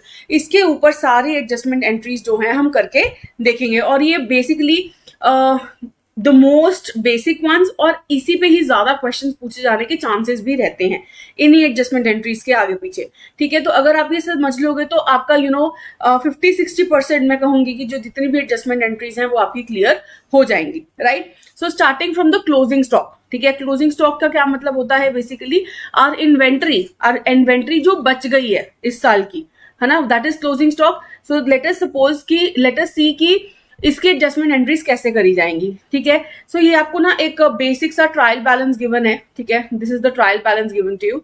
सो इसमें आपके सारे अकाउंट टाइटल्स हैं, कौन से एलिमेंट्स हैं कि ये जो कैश है ये एक एसेट है, वेजेस क्या है, एक्सपेंस है, एक्सेट्रा एक्सेट्रा, ये आपका डेबिट अमाउंट, ये आपका क्रेडिट अमाउंट, ठीक है, ये आपका ट्रायल बैलेंस गिवन है। हमने जो देखना है, हम देख रहे हैं एडिशनल इन्फॉर्मेशन, ठीक है, that is it is given the stock on March 31 2017 was ₹15,000, ठीक है। If you cannot see it तो मेरी बात सुनो कि एडिशनल इंफॉर्मेशन में गिवन है कि जो स्टॉक है on March 31 2017 that is on the closing date, ठीक है, दैट इज ये क्लोजिंग स्टॉक की बात कर रहे हैं, was ₹15,000, ठीक है। So this is nowhere mentioned in your trial balance. So hence इसको आप कैसे ट्रीट करोगे, इसकी एडजस्टमेंट एंट्री कैसे करोगे जर्नल में। अब देखो हमारा कुछ स्टॉक है जो बच गया है, ठीक है, क्लोजिंग स्टॉक। अब ये क्लोजिंग स्टॉक किस चीज का पार्ट होता है, if you remember, do you remember the income statement, right. Income statement में क्लोजिंग स्टॉक हम कहाँ पे लिखते हैं, आप कहोगे नहीं लिखते, नहीं लिखते हैं, it is a part of your COGS, right. COGS कैसे निकालते हैं हम अपना, ओपनिंग स्टॉक, ठीक है, opening stock plus purchases plus your direct cost minus your closing stock, ऐसे ही निकालते हैं ना अपना सीओजीएस। दैट मीन्स ये आपका ऐसा स्टॉक है जो बेसिकली यूज नहीं हुआ, राइट, ये ऐसी आपकी इन्वेंट्री है जो यूज नहीं हुई। सो हेंस ये आपका जो प्रॉफिट एंड लॉस में से इस एक्सपेंस में से हम माइनस कर देते हैं, ठीक है। तो इसको ट्रीट कैसे करेंगे, ठीक है, समझने की जरूरत है, इसको ट्रीट कैसे करेंगे। देखो अब इसके ट्रीटमेंट में दो तरीके से एंट्रीज कर सकते हैं। ये जो फर्स्ट वाली है ना, ये सबसे बेसिक एंट्री है और ज्यादातर यही तरीके से करी जाती है, ठीक है। एक ये सेकंड तरीका भी है, इसको भी हम डिस्कस कर लेंगे, ठीक है। सबसे पहले तो एंट्री देखते हैं, उसके बाद ये एडिशनल इंफॉर्मेशन को पढ़ेंगे, राइट। नाउ कैसे करेंगे, क्लोजिंग स्टॉक को करेंगे डेबिट। अब आप पूछोगे क्यों, है ना। सो ये क्लोजिंग स्टॉक है क्या हमारा, ये क्लोजिंग स्टॉक वो स्टॉक है जो एक्चुअल में बच गया और इसका जो बेनिफिट है आप नेक्स्ट ईयर में उठाओगे। सो क्या मैं कह सकती हूँ कि ये मेरा एसेट है, ये जो क्लोजिंग स्टॉक बच गया, ठीक है, तो ये बेसिकली क्या है, ये मेरा एसेट है जो बच गया है, राइट, कि मैं इसको अगले साल में यूज कर लूंगी। सो हेंस जब एसेट हमारी ऑर्गेनाइजेशन में बढ़ा हुआ होता है, ठीक है, क्योंकि ये बच गया तो एसेट इंक्रीज हुआ है और ये हम अपने एसेट में शो कर सकते हैं। सो हेंस जर्नल एंट्री क्या होगी, closing stock will be debited, because जब एसेट इंक्रीज होता है तो वो होता है debit, right. So closing stock will be debited. यहां पे लिखा है to trading account why, because देखो हमें पता है कि ये जो सीओजीएस है जिसका क्लोजिंग स्टॉक भी एक पार्ट है, ये किसका पार्ट होता है, सीओजीएस किसका पार्ट होता है, आपके प्रॉफिट एंड लॉस स्टेटमेंट में जो ट्रेडिंग सेक्शन होता है, राइट, उसी का ही पार्ट होता है ना, राइट। जब हम प्रॉफिट एंड लॉस स्टेटमेंट बनाते हैं तो मैंने आपको क्या बताया था, एक ट्रेडिंग सेक्शन होता है जिसमें हम रेवेन्यू में से सबसे पहले सिर्फ सीओजीएस माइनस करते हैं, राइट, और हमारा ग्रॉस प्रॉफिट निकल के आ जाता है। So this is basically our trading section. So ये क्योंकि आपके ट्रेडिंग सेक्शन को इफेक्ट करता है तो हम किस क्या कर रहे हैं, हम बेसिकली अपने ट्रेडिंग सेक्शन को यहाँ पे क्रेडिट कर रहे हैं, ठीक है, हम क्या कर रहे हैं, क्रेडिट कर रहे हैं, राइट, ट्रेडिंग अकाउंट को। क्यों कर रहे हैं, द क्वेश्चन राइजेस, क्यों कर रहे हैं। बेसिकली हम क्या कह सकते हैं कि ये जो सारा ओपनिंग स्टॉक था, परचेजेस थे, डायरेक्ट कॉस्ट था, ये सारे हमारे एक्सपेंसेस हैं जो मैन्युफैक्चरिंग में लगे, ठीक है, और ये जो क्लोजिंग स्टॉक है ये एक्सपेंस था, पर क्योंकि ये लगा ही नहीं स्टॉक, ये वाला इन्वेंट्री बच गई तो हमने इसको एक्सपेंसेस से रिड्यूस कर दिया। तो क्या मैं कह सकती हूँ the expenses have been reduced, क्या मैं बोल सकती हूँ the expense has been reduced. So when expenses reduces it is credited, right. So इसीलिए हम, क्योंकि हमने एक्सपेंस को डिक्रीज करना है, सो हम अपने ट्रेडिंग में से ट्रेडिंग अकाउंट को ही बेसिकली क्रेडिट करेंगे, क्योंकि ट्रेडिंग सेक्शन जो है वो रिड्यूस हो रहा है, right. So to trading account will be credited, so closing stock to trading account, right. अब इसकी एडजस्टमेंट देखो कैसे करेंगे in your income statement and in your balance sheet. I hope आपको इतना पार्ट क्लियर है। आगे चल के मैं आपको ये बताती हूँ, है ना, this is the same thing that has been written, इसको मैं एक्सप्लेन करती हूँ प्रैक्टिकली, राइट। सो देखो ये आपका जर्नल, ये आपकी जर्नल एंट्री है, closing stock to trading account. I hope आपको समझ में आ गई है क्यों हमने ऐसा किया, कैसे इसको मैनेज करेंगे। Trading account has to be credited with 15,000 rupees, right. So trading and profit and loss account में जो ट्रेडिंग सेक्शन है आपका, ठीक है, this is the trading section है ना, जहां पे हम सिर्फ ग्रॉस प्रॉफिट निकालते हैं. This is the trading section. उसमें हम क्रेडिट साइड पे क्लोजिंग स्टॉक लिखेंगे 15,000. Is that correct? Credit side पे 15,000 with the opposite party name, that is closing stock. इसी हिसाब से करते हैं ना, हमने अकाउंट्स में डालते हैं. सो तो हमने क्या किया, क्रेडिट साइड पे क्लोजिंग स्टॉक डाल दिया. अब मैंने आपको ये भी कहा था, ये जो क्लोजिंग स्टॉक है ये बेसिकली आपका एसेट भी बन जाता है. तो क्या मैं इसको अपने बैलेंस शीट में नहीं डालूंगी? बिल्कुल डालूंगी. मेरा एसेट इंक्रीज हुआ है, मैं इसको अपनी बैलेंस शीट में भी शो करूंगी. सो बैलेंस शीट जब मैं बनाऊंगी तो ऑन द एसेट साइड मैं लिखूंगी क्लोजिंग स्टॉक 15,000 रुपीज. ठीक है, अपनी बैलेंस शीट पे एसेट साइड पे क्लोजिंग स्टॉक 15,000 रुपीज भी मैं दिखाऊंगी. राइट, सो यही लिखा है, देखो इधर. The adjustment for the closing stock will be done by how? By crediting it to the profit and loss account. ठीक है, यही क्वेश्चन आपसे पूछ भी सकते हैं वो. And by showing it on the asset side of the balance sheet. ठीक है, तो कैसे करेंगे? क्रेडिट करेंगे in the trading section and by showing it on the asset side on the right hand side of the balance sheet. ठीक है जी, I hope आपको ये क्लियर है. अब देखो पीछे जाना है हमने दोबारा, और हमने ये देखना है कि हमारी ये सेकेंड एंट्री है. ये second entry that is closing inventory. Just a second, I'll erase it. Closing inventory account to purchases account, right? So how will you do this? How will this journal entry come? अब देखो, जो ये closing inventory account है ना, this is similar to closing stock. तो इधर इसकी जगह हम क्लोजिंग स्टॉक भी लिख सकते हैं. So closing stock that will be debited with the same reason कि ये एक एसेट है, बेसिकली एसेट इंक्रीज हो रहा है बिजनेस में. लेकिन आप क्या कर सकते हो, आप परचेजेस अकाउंट, जो परचेजेस अकाउंट है उसको क्रेडिट भी कर सकते हो. बेसिकली बाय सेइंग कि जब हमारा ये पार्ट बच गया, ठीक है, ये जो पार्ट है, जो हमारे COGS का पार्ट है, ये बेसिकली क्लोजिंग स्टॉक बच गया, तो हम कहते इसको परचेजेस में से ही माइनस करते हैं ना. क्यों? क्योंकि क्लोजिंग स्टॉक का बेसिकली फॉर्मूला क्या होता है आपका? Opening stock plus purchases plus your direct cost minus your closing stock. So basically purchases में से ही माइनस कर रहे हैं ना. सो हेंस योर परचेजेस जो हैं वो डिक्रीज हो रही हैं. क्या मैं कह सकती हूँ? सो इस केस में परचेजेस जब डिक्रीज हो रही हैं, एक्सपेंस फिर से रिड्यूस हो रहा है, तो उसमें हमने क्रेडिट कर दिया. राइट, तो अब इसको कैसे शो कर सकते हैं? राइट, अगेन अगर मैं आगे जाऊं तो कैसे शो करेंगे इसको? देखो इस केस में हम क्या करते हैं, क्लोजिंग स्टॉक जो है ये हम यहाँ पे नहीं लिखते ऑन द क्रेडिट साइड. ठीक है, क्रेडिट साइड पे नहीं लिखेंगे, बल्कि यहाँ इन परचेजेस से जो परचेजेस है ऑन द डेबिट साइड में यहीं से माइनस कर देंगे. तो हम यहाँ पे लिखेंगे 75,000 को नहीं लिखेंगे, 75,000 माइनस 15,000. तो यहाँ पे आपका नेट परचेजेस आ जाएंगी 60,000. ठीक है, तो basically on the credit side नहीं शो करेंगे, डेबिट साइड पे ही माइनस करके शो कर सकते हैं. लेकिन ये तरीका हम नहीं अपनाते हैं. हम मोस्ट केसेस में यही एडजस्टमेंट एंट्री है जो करेंगे. ठीक है, closing stock debit to trading account. Right, I hope I am clear with this. थोड़ी सी ये वाली ही ट्रिकी है, बाकी सारी जो है आपकी एडजस्टमेंट एंट्रीज बहुत इजी रहेंगी. नेक्स्ट देखिए, expenses incurred but not paid in the accounting period. That means these are my outstanding expenses, कि हमने एक्सपेंस तो कर लिया लेकिन पे नहीं किया. ठीक है, एग्जाम्पल देखो, सेम एग्जाम्पल ले लेते हैं. Rent for March was paid on 1 अप्रैल, है ना. जो पिछला हमने एग्जाम्पल लिया था कि हमने रेंट दिया था और मार्च में देना था, 31 मार्च से पहले देना था, दिया का 1 अप्रैल को. सो इस केस में expense was incurred in March but was not paid in that accounting period. So how will you do that? Right? So देखते हैं इसका एग्जाम्पल. तो एक एग्जाम्पल लेते हैं इसका. देखो ये भी एक ट्रायल बैलेंस आपको गिवन है, लेकिन हमने एडिशनल इंफॉर्मेशन देखनी है. Ankit owes 500 as wages relating to the year 2016-17 to one of his employees. ठीक है, अंकित अभी भी ओ करता है लेकिन उसने नहीं दिए. तो क्या ये आउटस्टैंडिंग है? बिल्कुल है, अभी तक नहीं पे करे, देने चाहिए थे पर नहीं दिए.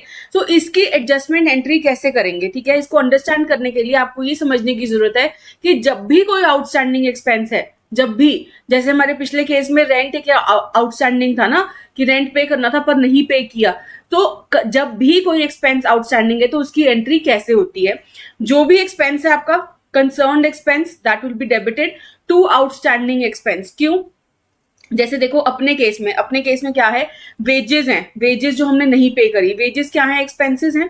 राइट, एक्सपेंसेस इंक्रीज हो रहे हैं. जब एक्सपेंसेस इंक्रीज होते हैं तो वो होगा debit. So wages account will be debited 500. Now to wages outstanding, क्यों?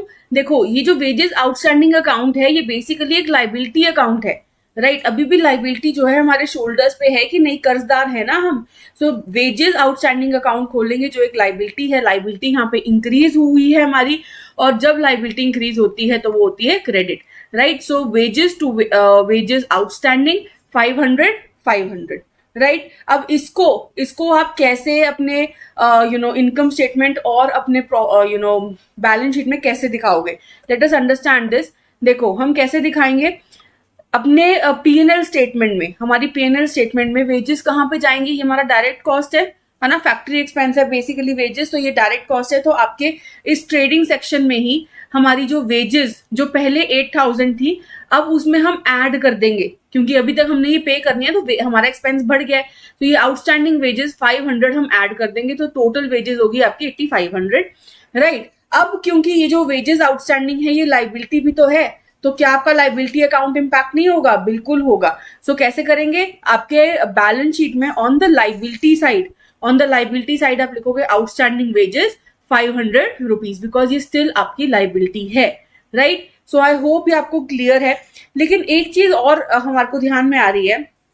देखो हम कहते हैं जो हमारी बैलेंस शीट है ना वो हमेशा मैच करनी चाहिए। यहाँ पे भी मैच कर रही है 51,500, लेकिन मैंने तो यहाँ पे 500 ऐड किया है और एसेट साइड पे कुछ भी चेंज नहीं किया, तो ये मैच कैसे कर रहा है? बेसिकली ये मैच कैसे कर रहा है? अब देखो जब हमने इधर हमारे इनकम स्टेटमेंट में जब हमने वेजेस को ऐड किया, अपने एक्सपेंसेस को इंक्रीज किया, तो आप ये देखेंगे कि जो हमारा नेट प्रॉफिट है वो डिक्लाइन किया होगा। पहले अगर आपने देखोगे, पहले हम पीछे जाती हूं मैं, जब मैंने पिछला एग्जाम्पल लिया था तब मेरा कितना था हमारा, सॉरी मैं ज्यादा पीछे चली गई, तब मेरा बैलेंस वो कितना था नेट प्रॉफिट? इट वाज 19,500 और अब कितना है? अब देखोगे एक्सपेंस तो कितना है? It is 19,000। So can you see your net profit has declined. So your net profit has declined. So इधर जब हम अपनी लाइबिलिटी साइड पे अपना प्रॉफिट दिखते हैं इन योर कैपिटल 19,000 आएगा, तो ये भी 500 रुपए से डिक्रीज हो गया, एक जगह 500 रुपए से डिक्रीज हो गया और एक जगह 500 रुपए से इंक्रीज हो गया। So net effect remains the same, इसीलिए आपकी जो बैलेंस शीट है वो अभी भी मैच कर रही है, ठीक है? आई होप ये आपको बिल्कुल क्लियर हो गया कि आउटस्टैंडिंग एक्सपेंसेस के केस में कैसे आप अपनी एडजस्टमेंट एंट्री है वो करोगे, राइट? तो बेसिकली वो आपसे जब पूछेंगे तो यही पूछेंगे इनकम स्टेटमेंट में कैसे रिफ्लेक्ट होगा और बैलेंस शीट में कैसे रिफ्लेक्ट होगा। सो इनकम स्टेटमेंट में कैसे रिफ्लेक्ट होगा? आप अपने एक्सपेंसेस साइड पे अपने आउटस्टैंडिंग वेजेस को इंक्रीज करके दिखा दोगे, नेट प्रॉफिट डिक्रीज हो जाएगा, और बैलेंस शीट में भी जो आपका प्रॉफिट है वो डिक्रीज हो जाएगा, राइट? प्रॉफिट डिक्रीज होकर शो होएगा and your outstanding wages on the liability side will be increased by 500, right? I hope ये आपको क्लियर है। चलो moving forward, let us do the next one, that is prepaid expenses, that is expenses paid in advance but not incurred in the accounting period, ठीक है? हमने पहले ही पे कर दिया बट वो उस अकाउंटिंग पीरियड में इनकर नहीं हुआ। सो कैसे करेंगे? देखो there are several items of expense which are paid in advance in the normal course of business, right? कि हम उसको एडवांस में ही पे कर देते हैं और उसका जो बेनिफिट है वो हम आगे आगे लेते रहते हैं। So at the end of the accounting year, it is found that the benefits of such expenses have not yet been fully received. That means कि उसका जो पूरा benefit था वो अभी हमने नहीं उठाया, ठीक है, इस साल में। So that means जो expense हम already कर चुके हैं उसका जो benefit है वो हम next year उठाएंगे। That means a portion of its benefit would be received in the next accounting year. So इस portion को हम कहते हैं prepaid एक्सपेंस, की जो एक्सपेंस हमने पहले ही पे कर दिया है, इस ईयर का एक्सपेंस नहीं था, हमने पहले पे कर दिया है। इसको देखते हैं कैसे करेंगे। देखो एडिशनल इंफॉर्मेशन पे आते हैं दोबारा। Let us assume the amount of salary paid by him to the employees includes an amount of 5,000, ठीक है? हमने सैलरी पे करी है अपने एम्प्लॉइज को, कितनी करी है? 25,000, ठीक है? इसमें इंक्लूड हो रहा है 5,000 of the amount which was paid in advance to one of his employees upon his joining in the office। लेकिन ये क्या है? ये एक प्रीपेड एक्सपेंस है, हमने प्रीपे कर दिया 5,000 रुपीज, लेकिन उसका जो बेनिफिट है अभी तक हमने नहीं लिया। तो इसको कैसे एडजस्ट करेंगे? ठीक है, सबसे पहले prepaid expense to the concerned expense. क्यों? Basically why? सो देखो क्यों प्रीपेड एक्सपेंस आपका क्या है ये बेसिकली, क्या मैं कह सकती हूँ ये मेरा एसेट है, राइट? प्रीपेड एक्सपेंस क्या है? मेरा एसेट है। एसेट इंक्रीज हो रहा है बिजनेस में क्योंकि इसका जो बेनिफिट है मैं आगे लूंगी, इसीलिए मेरा एसेट है ना ये। सो हेंस ये एसेट है तो ये मैं डेबिट कर दूंगी, right? It will be debited to the concerned expense. To the concerned expense basically जैसे कि इस केस में सैलरी है, ठीक है? सैलरी अकाउंट जो है वो बेसिकली वो मेरा रिड्यूस हो रहा है। ये जो एक्सपेंस है मेरा रिड्यूस हो रहा है। क्यों? क्योंकि इस साल का नहीं है, इस साल का नहीं है एक्सपेंस। सो हेंस ये इस साल का जो एक्सपेंस है वो रिड्यूस हो रहा है। जब एक्सपेंस रिड्यूस होता है तो वो होगा आपका क्रेडिट, राइट? सो हेंस हमारे केस में क्या होगा इसकी journal entry? Prepaid salary account which is an asset account, which is an asset account which is increasing. Asset increase करता है तो डेबिट करेंगे to salary account, basically stating that the expense has reduced. इस साल का expense नहीं है इसलिए हमने रिड्यूस कर दिया, तो जब एक्सपेंस रिड्यूस होता है तो होगा आपका क्रेडिट, राइट? सो इसको कैसे आप शो करोगे? देखो एक जगह आपका एसेट है रिफ्लेक्ट हो रहा है और एक जगह एक्सपेंस हो रहा है, तो अभी भी आपकी इनकम स्टेटमेंट भी और आपके बैलेंस शीट दोनों ही इंपैक्ट होगा। सो कैसे करेंगे? देखो जब आपका प्रॉफिट एंड लॉस बनाओगे आप, प्रॉफिट एंड लॉस में से सैलरीज में से अपनी प्रीपेड सैलरी को सब्ट्रैक्ट कर दोगे बिकॉज एक्सपेंस जो है वो कम हो रहा है। तो सैलरी कितनी थी? 25,000, प्रीपेड सैलरी 5,000 हम माइनस करके दिखा देंगे, एक्सपेंस रिड्यूस हो रहा है ना? और क्योंकि हमने कहा कि जो हमारा प्रीपेड एक्सपेंस है ये हमारा एसेट है, तो अपनी एसेट साइड पे भी, बैलेंस शीट के एसेट साइड पे भी हम प्रीपेड सैलरी को शो कर देंगे as 5,000 rupees, right? I hope ये आपको बिल्कुल अच्छे से क्लियर हो गया, बिकॉज अगर आपको जर्नल एंट्री समझ में आ गई तो आप इसको पोस्ट भी बहुत अच्छे से कर सकते हो। अब देखो अगेन आपने एसेट साइड तो इंक्रीज कर दिया 5,000 से, तो कैसे आपकी बैलेंस शीट मैच करेगी? कैसे करेगी? बिकॉज यहाँ पे जब आपने प्रीपेड सैलरी आपने माइनस करी, एक्सपेंस जो है वो कम कर दिया, आपका नेट प्रॉफिट ऑटोमेटिकली ऊपर चला जाएगा। पहले कितना था? 19,000, पहले 19,000 था, 19,000 प्लस 5,000 24,000 आपका नेट प्रॉफिट यहाँ पे रिफ्लेक्ट हो रहा है। तो ये 24,000 आपका आपके बैलेंस शीट में भी आ जाएगा। हेंस 5,000 आपका लाइबिलिटी साइड पे इंक्रीज कर रहा है और 5,000 ही आपका एसेट साइड पे इंक्रीज कर रहा है, तो आपका net net effect remains the same, आपकी जो बैलेंस शीट है वो भी मैच कर जाएगी, राइट? चलो moving ahead, let us do the next adjustment entry. Income accrued but not received, कि इनकम हो चुकी है, हमें इनकम मिलनी थी पर अभी तक नहीं मिली है, that is known as accrued income. इसका एग्जांपल देख लेते हैं। देखो sometimes what happens, income such as interest on loan, ठीक है, कमीशन, रेंट, कुछ भी हमें इनकम आनी थी और वो हो चुकी है इस अकाउंटिंग ईयर में, लेकिन हमें रिसीव नहीं हुई, तो उस केस में हम कैसे करेंगे? उसमें केस में कहेंगे accrued income, that means income that has been earned, it has been earned, that means शायद मुझे रेंट मिलना था in the month of March लेकिन मुझे नहीं मिला और वो मिलेगा शायद मुझे अप्रैल में या मई में। सो इन दैट केस वो नेक्स्ट फाइनेंशियल ईयर का चला जाएगा ना, तो इस फाइनेंशियल ईयर में मुझे अपनी इनकम तो शो करनी है। सो इन दैट वेज मुझे एडजस्टमेंट एंट्री करनी पड़ेगी, राइट, इस अक्रूड इनकम की। सो कैसे करेंगे? अगेन एडिशनल इंफॉर्मेशन देखिए। Assume that the commission amounting to 1,500 was still receivable from the fellow businessman, की 1,500 की कमीशन थी और हमें अभी तक नहीं मिली है। सो इसकी एडजस्टमेंट एंट्री हमने कैसे करनी है? देखो अगर कोई भी अक्रूड इनकम है आपकी तो कैसे करेंगे? अक्रूड इनकम, ठीक है, accrued income account basically it shows कि this is basically my asset, right? Accrued income is basically my asset because of course ये मेरे पास पैसा आना है, ठीक है, ये मेरे पास पैसा कल को आएगा। सो क्या ये मेरा एसेट है? यस। एसेट इंक्रीज हो रहा है? यस। तो ये डेबिट हो जाएगा to concerned income.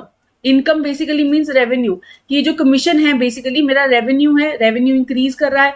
So revenue जब इंक्रीज करता है तो वो क्रेडिट होगा, राइट? यही केस है।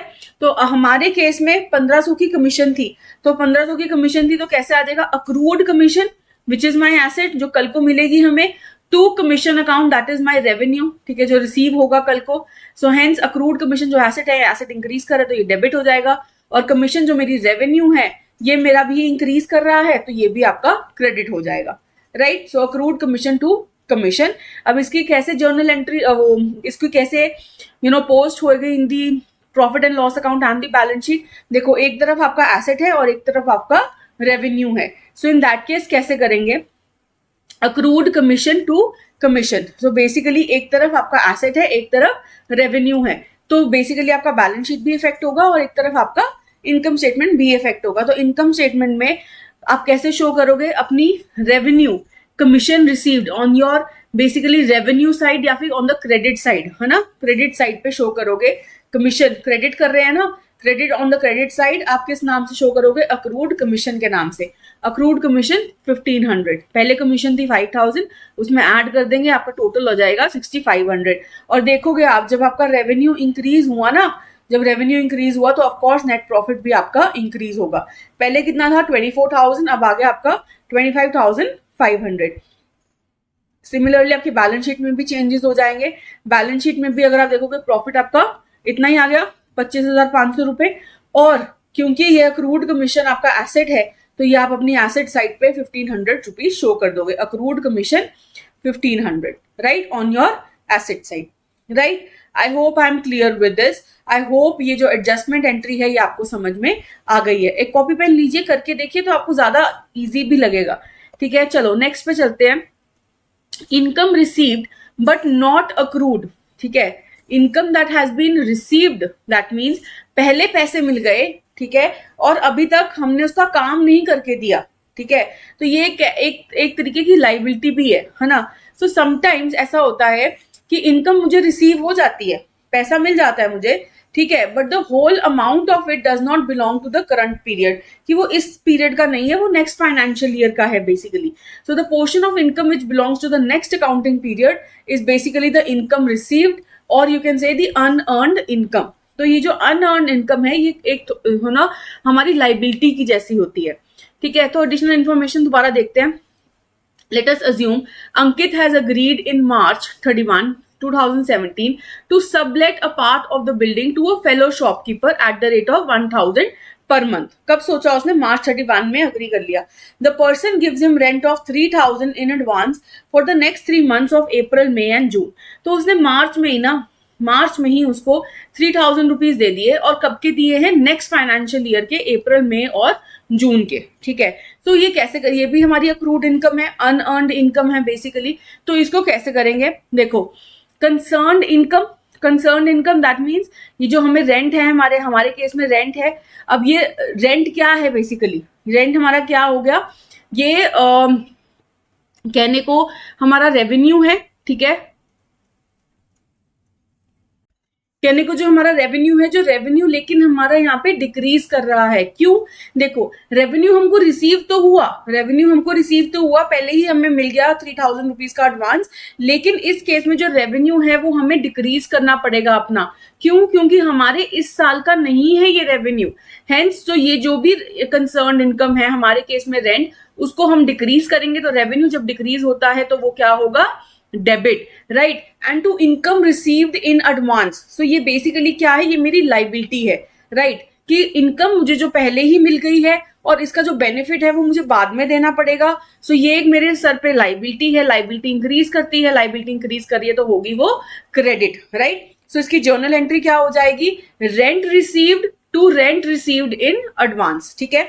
Rent that has been received, that means revenue जो है वो कम हो गया, to rent received in advance, right, that is हमारी लाइबिलिटी जो है वो इंक्रीज कर रही है। सो इधर भी आप इनकम स्टेटमेंट में कैसे इसको डालोगे, देखो इनकम स्टेटमेंट में हमारा रेवेन्यू क्योंकि डिक्रीज करे तो जितना भी आपका रेंट होगा उसमें से हम माइनस कर देंगे, ठीक है। जब हम उसको माइनस कर देंगे तो ऑफकोर्स जो आपका नेट प्रॉफिट है वो भी आपका डिक्रीज हो जाएगा, ठीक है। और लाइबिलिटी साइड पे बैलेंस शीट के आप इंक्रीज करके दिखा दोगे 3000, और एक तरीके से आपका जो नेट प्रॉफिट है वो डिक्रीज हुआ होगा 3000 से। So basically net effect will remain the same, और आपकी बैलेंस शीट भी दोबारा मैच कर जाएगी, right. I hope I have made this thing very much clear. आगे चलते हैं टुवर्ड्स द डेप्रिसिएशन, ठीक है। डेप्रिसिएशन कैसे इसकी एडजस्टमेंट एंट्री करी जाती है, देखो डेप्रिसिएशन होता क्या है, बेसिकली जब भी कोई एसेट हम खरीदते हैं, कोई भी फिक्स एसेट हम खरीदते हैं, तो उसकी वियर एंड टियर की वजह से, right, because of the wear and tear of that asset, उसकी वैल्यू कम होती जाती है with the passage of time, right. So basically ये डेप्रिसिएशन क्या है, ये एक एक्सपेंस है बिजनेस का, है कि नहीं, ये एक्सपेंस है and it is debited to the profit and loss account. So basically अगर मैं इसमें देखूं, this is the additional information that has been given to you. The trial balance in our example shows that Ankit has a furniture account with a balance of 15,000. Okay, with a balance of 15,000. इसको 2 minute में correct कर लेते हैं.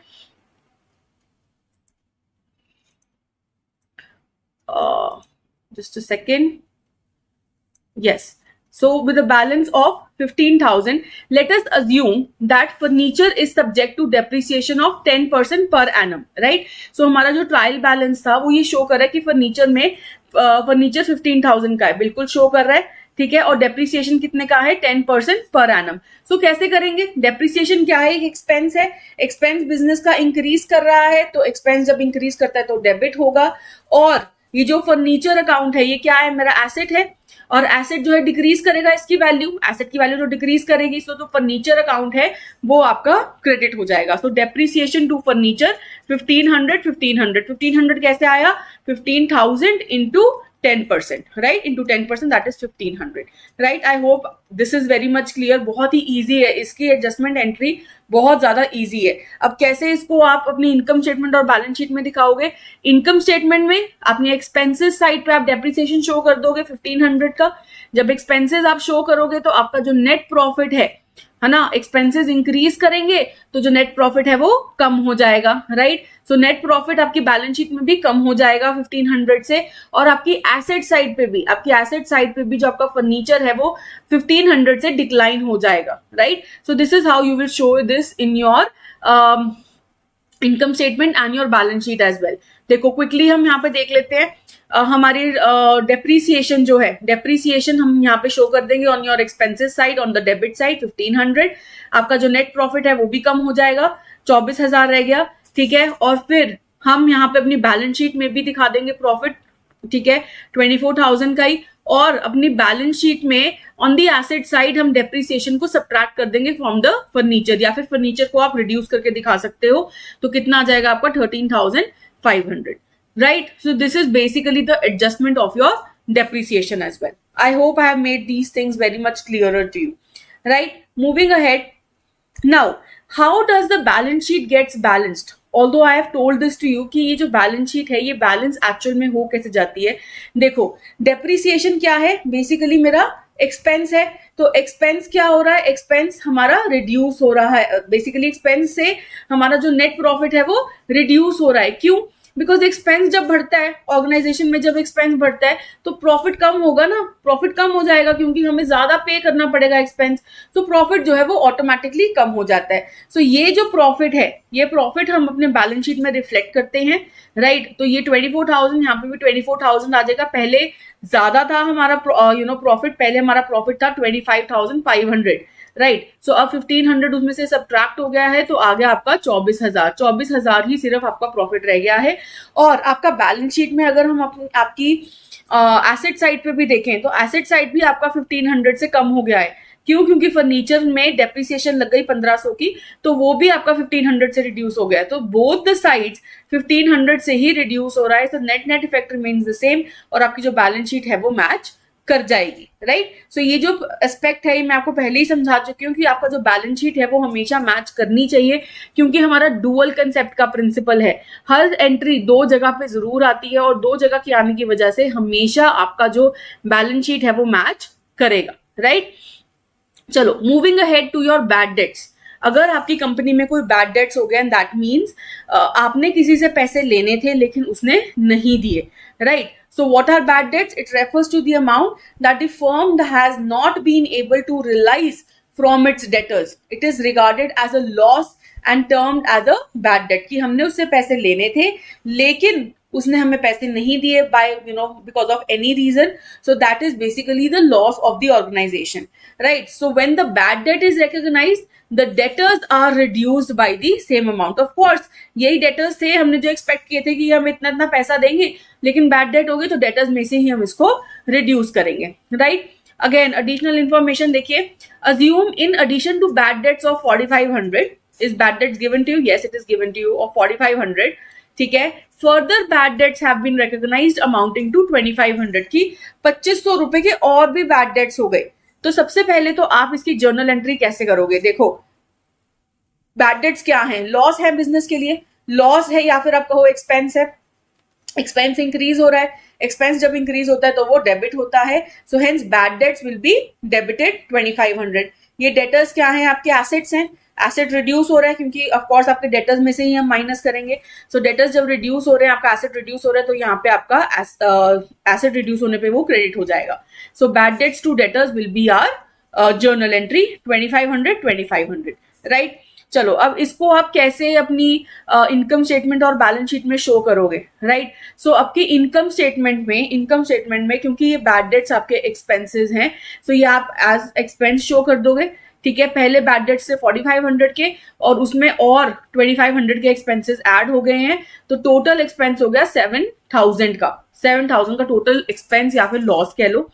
Expenses increase हुए तो net profit जो है वो वापस से और डिक्रीज कर जाएगा। ठीक है, तो नेट प्रॉफिट जो डिक्रीज करेगा ये आपकी बैलेंस शीट में भी रिफ्लेक्ट करेगा। पहले 24,000 था और अब 21,500 ही रह गया। ठीक है, and then on your asset side, because your assets are also getting reduce, so assets are getting reduce, so हम यहाँ पे आपके डेटर्स को भी रिड्यूस कर देंगे। 15,500 में से 2500 चले गए, 13,000 के ही डेटर्स आपके रह गए। So can you see both the side 2500 का आपको माइनस करना पड़ रहा है on the liability side also, on the asset side also, so net net effect remains the same, hence your balance sheet will also match. Right, I hope ये भी adjustment entry आपको clear है। Moving ahead, provision for doubtful debts. Provision for doubtful debts, so ये provision क्या होता है? Basically जब हम पैसा कुछ साइड करके रखते हैं, ठीक है, so it is quite possible that whole of the amount that is owed by the debtors, ठीक है, दैट इज द डेटर्स जिन्होंने हमें पे करना था, मे नॉट बी रियलाइज, की पूरी जो डेटर्स की अमाउंट है वो हमें मिले ही नहीं। So hence we make a reasonable estimate of such loss and provide the same, कि हो सकता है कि की पूरी अमाउंट हमें ना मिले, तो इसमें से ना हम सोचते हैं कि यार हम कुछ पैसा ना पहले ही साइड करके रख देते हैं कि अगर लॉस हो गया तो एटलीस्ट हमारे पास कुछ रिकवरी के लिए पैसा होगा। ठीक है, सो bad dates and provision for bad debts is different, ये याद रखना। बैड डेट्स वो डेट्स हैं जो ऑलरेडी खराब हो गए, दैट मीन्स ऑलरेडी ये लॉस हो गया, लेकिन प्रोविजन फॉर बैड डेट्स क्या है? ये एक कह लो कंटिजेंसी है कि अगर आपके बैड डेट्स हो गए तो हम उसके लिए पैसा कुछ सेफ साइड करके रख रहे हैं। So bad debt is when it is actually debtor turning insolvent, कि डेटर पक्का ही इंसॉल्वेंट हो गया, पैसे नहीं है उसके पास देने के लिए, लेकिन प्रोविजन उसके लिए बनाया जाता है उन डेट्स के लिए जिनका खतरा है कि it can turn into bad debt. ठीक है, right, so I hope provision for doubtful debt सबसे पहले आपको क्लियर है।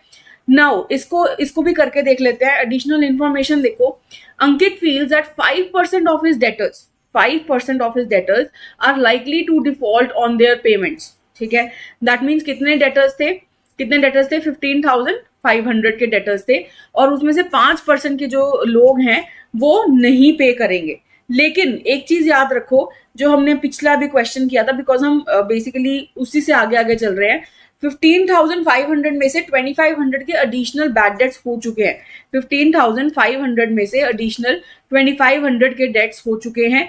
सो इसमें कितना रह गया? 13,000 के ही डेटर्स रह गए हैं बेसिकली। इन 13,000 में से 5% ऐसे लोग हैं जो हो सकते हैं कि डिफॉल्ट कर जाएं, पेमेंट ना दें। सो दिस इंप्लाइज कि कितना डिफॉल्ट होने के चांसेस हैं?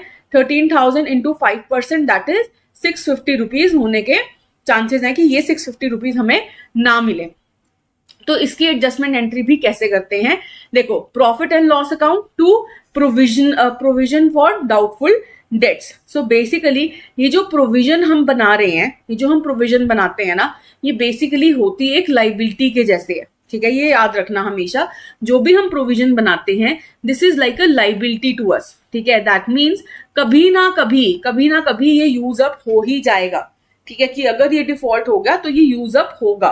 सो ये एक लाइबिलिटी है जो कभी ना कभी यूज हो जाएगी। So hence this will be credited. Why? Because liability in the organisation is increasing, hence it has to be credited, ठीक है। और प्रॉफिट एंड लॉस अकाउंट, जो ये प्रॉफिट एंड लॉस अकाउंट है, क्या मैं ये कह दूं कि ये एक एक्सपेंस है बेसिकली, ये जो प्रोविजन फॉर डाउटफुल डेट्स है ये एक एक्सपेंस ही है ना, कि एक्सपेंस होगा बिजनेस में या फिर हमें पैसा साइड करके रखना पड़ रहा है, तो ये एक लॉस है, एक एक्सपेंस ही है।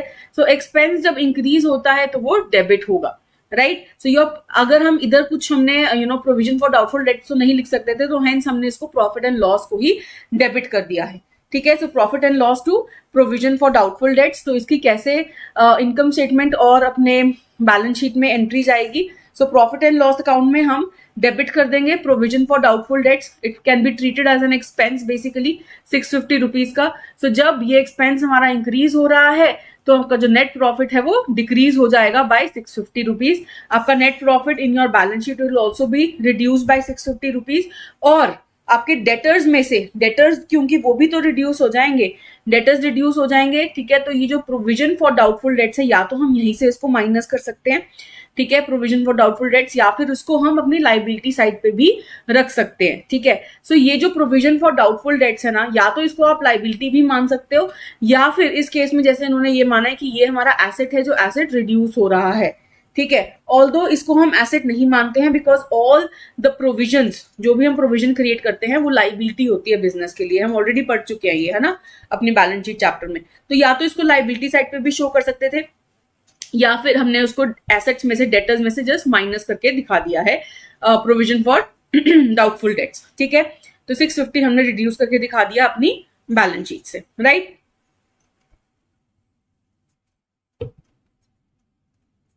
मूविंग अहेड, नेक्स्ट है provision for discount on debtors. So कई बार क्या होता है, हमें अपने डेटर्स को डिस्काउंट देना पड़ता है, तो ये भी एक तरीके का एक्सपेंस ही है। सो बहुत ही सिमिलर एडजस्टमेंट एंट्री होगी इसकी। A business enterprise allows discount to its debtors, कि तुमने मुझे पैसे देने थे, लेकिन ऑफ कोर्स तुम, या तो मुझे जल्दी पेमेंट चाहिए ना, या फिर कोई भी और XYZ रीजन हो सकता है, तो मैं तुम्हें डिस्काउंट दे देता हूँ, ठीक है। So discount to its debtors to encourage prompt payments, कि वो जल्दी पेमेंट कर दे। So, discount likely to be allowed to customers in that accounting year can be estimate कर सकते हैं, and provided for by creating a provision. हम provision बना के भी रख सकते हैं कि यार कल को देना पड़ सकता है। So, in that case जितना भी हमें, है ना, डिस्काउंट देना पड़ेगा, उसका प्रोविजन हम पहले ही बना के रख लेते हैं, कुछ पैसा साइड करके रख लेते हैं। तो कैसे कैलकुलेट करते हैं, देखो, provision for discount on debtors will be created only on the good debtors. Good debtors क्यों? क्योंकि ऑफ कोर्स इन्हीं से ही पैसे आने की उम्मीद है, तो इन्हीं को ही डिस्काउंट देंगे ना। It will be calculated on the amount of debtors arrived after deducting the doubtful debts. अगर कोई डाउटफुल डेट्स हैं, उनको भी हम बैड डेटर्स ही मान के चलते हैं, ठीक है। तो जो उस अमाउंट को माइनस करके फिर हम डिस्काउंट ऑन डेटर्स निकालते हैं। एडिशनल इंफॉर्मेशन देखो, assume provision for discount of 227 to the debtors, कि 227 रुपीज हमने अपने डेटर्स को डिस्काउंट की तरह देना है। So again profit and loss account will be debited, ठीक है। Why? Because it is like an expense to us. ये जो भी हम डिस्काउंट दे रहे हैं हमारे लिए तो एक्सपेंस है ना, एक्सपेंस इंक्रीज हो रहा है तो ये डेबिट होगा। एंड कोई भी प्रोविजन जब हम बनाते हैं तो वो एक लाइबिलिटी की तरह हम ट्रीट करते हैं। लाइबिलिटी इंक्रीज हो रही है तो वो होगा आपका क्रेडिट, ठीक है। Provision for discount on debtors can be treated as an liability, it is getting increased, so it will be credited. So कैसे करेंगे इसको, अपनी इनकम स्टेटमेंट में कैसे डालेंगे, कैसे डालेंगे? एक्सपेंसेस जो हैं अपनी एक्सपेंस साइड पे, on the debit side of the profit and loss account, आप अपने एक्सपेंस को शो कर दोगे 227 रुपीज का। And in your net profit, your net profit will be going to decrease, because expenses increase हो रहे हैं तो नेट प्रॉफिट डिक्रीज हो जाएगा। यही नेट प्रॉफिट आप अपने बैलेंस शीट में भी शो करोगे, ठीक है। तो नेट प्रॉफिट भी आपका डिक्रीज वे में शो होगा। और ये जो provision for discount on debtors है ना, इसको भी आप दो वे से कर सकते हो, या तो अपनी लाइबिलिटी साइड पे शो कर दो कि लाइबिलिटी इंक्रीज कर गई है, या फिर अगेन इसको अपने डेटर्स में से माइनस करके दिखा सकते हो, ठीक है। अपने डेटर्स में से ही इसको माइनस करके दिखा सकते हो। Both the ways are fine, ठीक है। Moving ahead, interest on capital. Now what is interest on capital? इसकी एडजस्टमेंट एंट्री कैसे करेंगे? देखो, interest on the capital is the interest on capital contributed by the owner, कि अगर owner ने ये पैसा कहीं और डाला होता, ठीक है, तो उसको इंटरेस्ट मिलता, उसने अपने बिजनेस में डाल दिया। लेकिन अगर उसने कहीं और डाला होता तो उसको वो जो इंटरेस्ट मिलता ठीक है, that is the basically interest that he has foregone, कि उसने वो इंटरेस्ट छोड़ के, वो अपॉर्चुनिटी छोड़ के इंटरेस्ट को गेन करने की, उसने वो पैसा जो है उसमें अपने बिजनेस में डाल दिया. So in such a situation, interest is calculated at a given rate of interest on capital at the beginning of the accounting year. ठीक है, और अगर कोई additional capital वो लेके आया है तो तब भी हम इंटरेस्ट निकाल सकते हैं. ठीक है, जब से वो लेके आया है तब, जब तक अकाउंटिंग ईयर है. फॉर एग्जाम्पल अगर वो 1 जुलाई को लेके आया तो 1 जुलाई से लेके 31 मार्च तक जितना भी उसका इंटरेस्ट बनता है वो हम कैलकुलेट कर सकते हैं. तो कितने महीने का बनेगा? जुलाई, अगस्त, सितंबर, अक्टूबर, नवंबर, दिसंबर, जनवरी, फेब एंड मार्च. तो 9 मंथ्स का जितना भी उसका इंटरेस्ट बनेगा वो हम 9 मंथ्स के हिसाब से ही कैलकुलेट कर लेंगे. पूरे साल का है तो हम 12 मंथ्स का ही कैलकुलेट कर लेंगे at a given rate of interest, right. So इसको कैसे हम करेंगे, देखो. Additional information, Ankit decides to provide 5% interest on his capital. ठीक है, provides 5% interest on his capital. So कैसे इसको करेंगे? Interest on capital account to be debited to capital account, right? To capital account 600. So basically इसमें जो interest on capital है वो क्या है? Basically that is an expense to the business. Is that an expense or not? Yes, that is an expense to the business. So ये expense हम debit कर देंगे, right? This expense will be debited, right? And ये जो capital है आपका capital account, that will be credited. Why? Because your capital is going to increase. Your capital is going to increase. So when your capital is going to increase, उसको हम credit करते हैं. So hence interest on capital to capital account 600, right?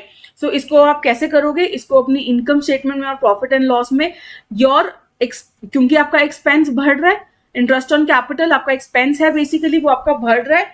सो आपका profit reduce हो जाएगा, expense आप show कर दोगे और आपका जो प्रॉफिट है वो घट जाएगा, रिड्यूस हो जाएगा. और अपनी बैलेंस शीट में अपने प्रॉफिट में 600 रिड्यूस कर दोगे और अपने कैपिटल में उसको ऐड कर दोगे. ठीक है, अपने कैपिटल में उसको ऐड कर दोगे, because capital has to be credited ना. लायबिलिटी इंक्रीज हो रही है तो कैपिटल जो है वो उसको इंक्रीज करके दिखा दोगे. अब कुछ बच्चों का क्वेश्चन आ सकता है कि कैपिटल जो है आपका इंक्रीज कैसे कर रहा है. देखो, ये जो इंटरेस्ट ऑन कैपिटल है ना, जो हमने एज एन एक्सपेंस शो किया है, इंटरेस्ट ऑन कैपिटल जो हमने एज एन एक्सपेंस शो करा है, कहीं आपको देना है? बिल्कुल नहीं. ये रहेगा तो आपके बिजनेस में ही ना.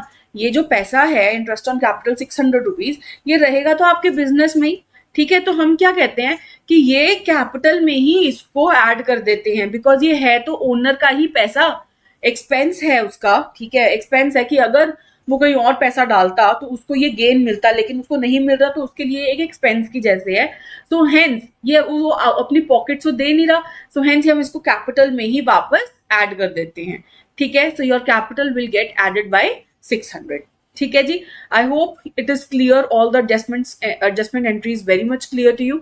So with this we have completed the major portion of your whole account syllabus. जो भी आपके एग्जाम स्पेसिफिक टॉपिक्स हैं, ठीक है, जितने भी एग्जाम स्पेसिफिक और जो एग्जामिनर पूछने की है ना, हम सोचते हैं कि पूछ सकता है आपके एग्जाम में, वो सारे सब्जेक्ट्स, वो सारे टॉपिक्स हमने क्लियर कर लिए हैं आपके अकाउंट्स के. ठीक है, सो अगर आप हमें कांटेक्ट करना चाहते हो, एडुटैप को कांटेक्ट करना चाहते हो, सो this is the number given.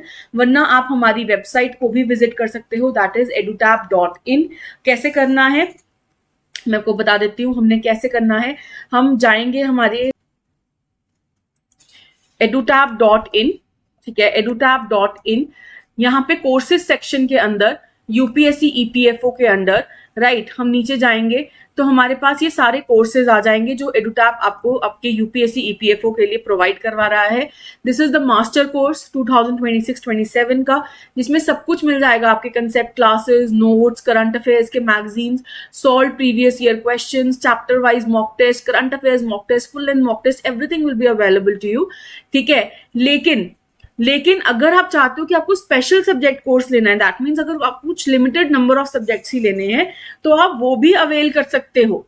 ठीक है, दैट इज आप यहाँ पे नो मोर में जाके अपनी सब्जेक्ट लिस्ट देख सकते हो. अगर आपको लगता है कि मुझे ये वाले है ना ये वाले ही सब्जेक्ट देखने हैं तो आप ये स्पेशल सब्जेक्ट कोर्स भी अवेल कर सकते हो. राइट. सो ये बोथ मास्टर कोर्स और स्पेशल सब्जेक्ट कोर्स आपके लिए एडुटैप ने ऑफर कर रहा है. एंड इवन ये जो टेस्ट सीरीज है, ठीक है, टेस्ट सीरीज भी हैं जिसमें आपको करंट अफेयर्स की magazine, solve previous year question, chapter wise mock test, current affairs के मॉक टेस्ट और फुल लेंथ मॉक टेस्ट मिल जाएंगे. राइट. सो ये भी आप अवेल कर सकते हो अगर आपको लगता है कि आपने सारा सिलेबस जो है वो कवर कर लिया है. राइट. सो आपने क्या करना है, आपने इस वेबसाइट को विजिट करना है. जो भी डिस्काउंट आपको मिल रहा है उस टाइम पे, अभी 52% ऑफ चल रहा है, तो आप ये डिस्काउंट ऑफर भी अवेल कर सकते हो. राइट. सो कोर्स की वैलिडिटी चूज करके आप यहाँ से बाय नाउ पे ऑप्शन पे जाके आप अपनी पेमेंट करके इस कोर्सेज को अवेल कर सकते हो. So thank you so much. Keep learning. Best of luck everyone. In case of any doubts, you can always write down in the comment section. Of course, अगर आपको वीडियो पसंद आई है तब भी आप प्लीज अपने comment section में जरूर लिखिएगा. And do like, share and subscribe to our channel. Thank you so much.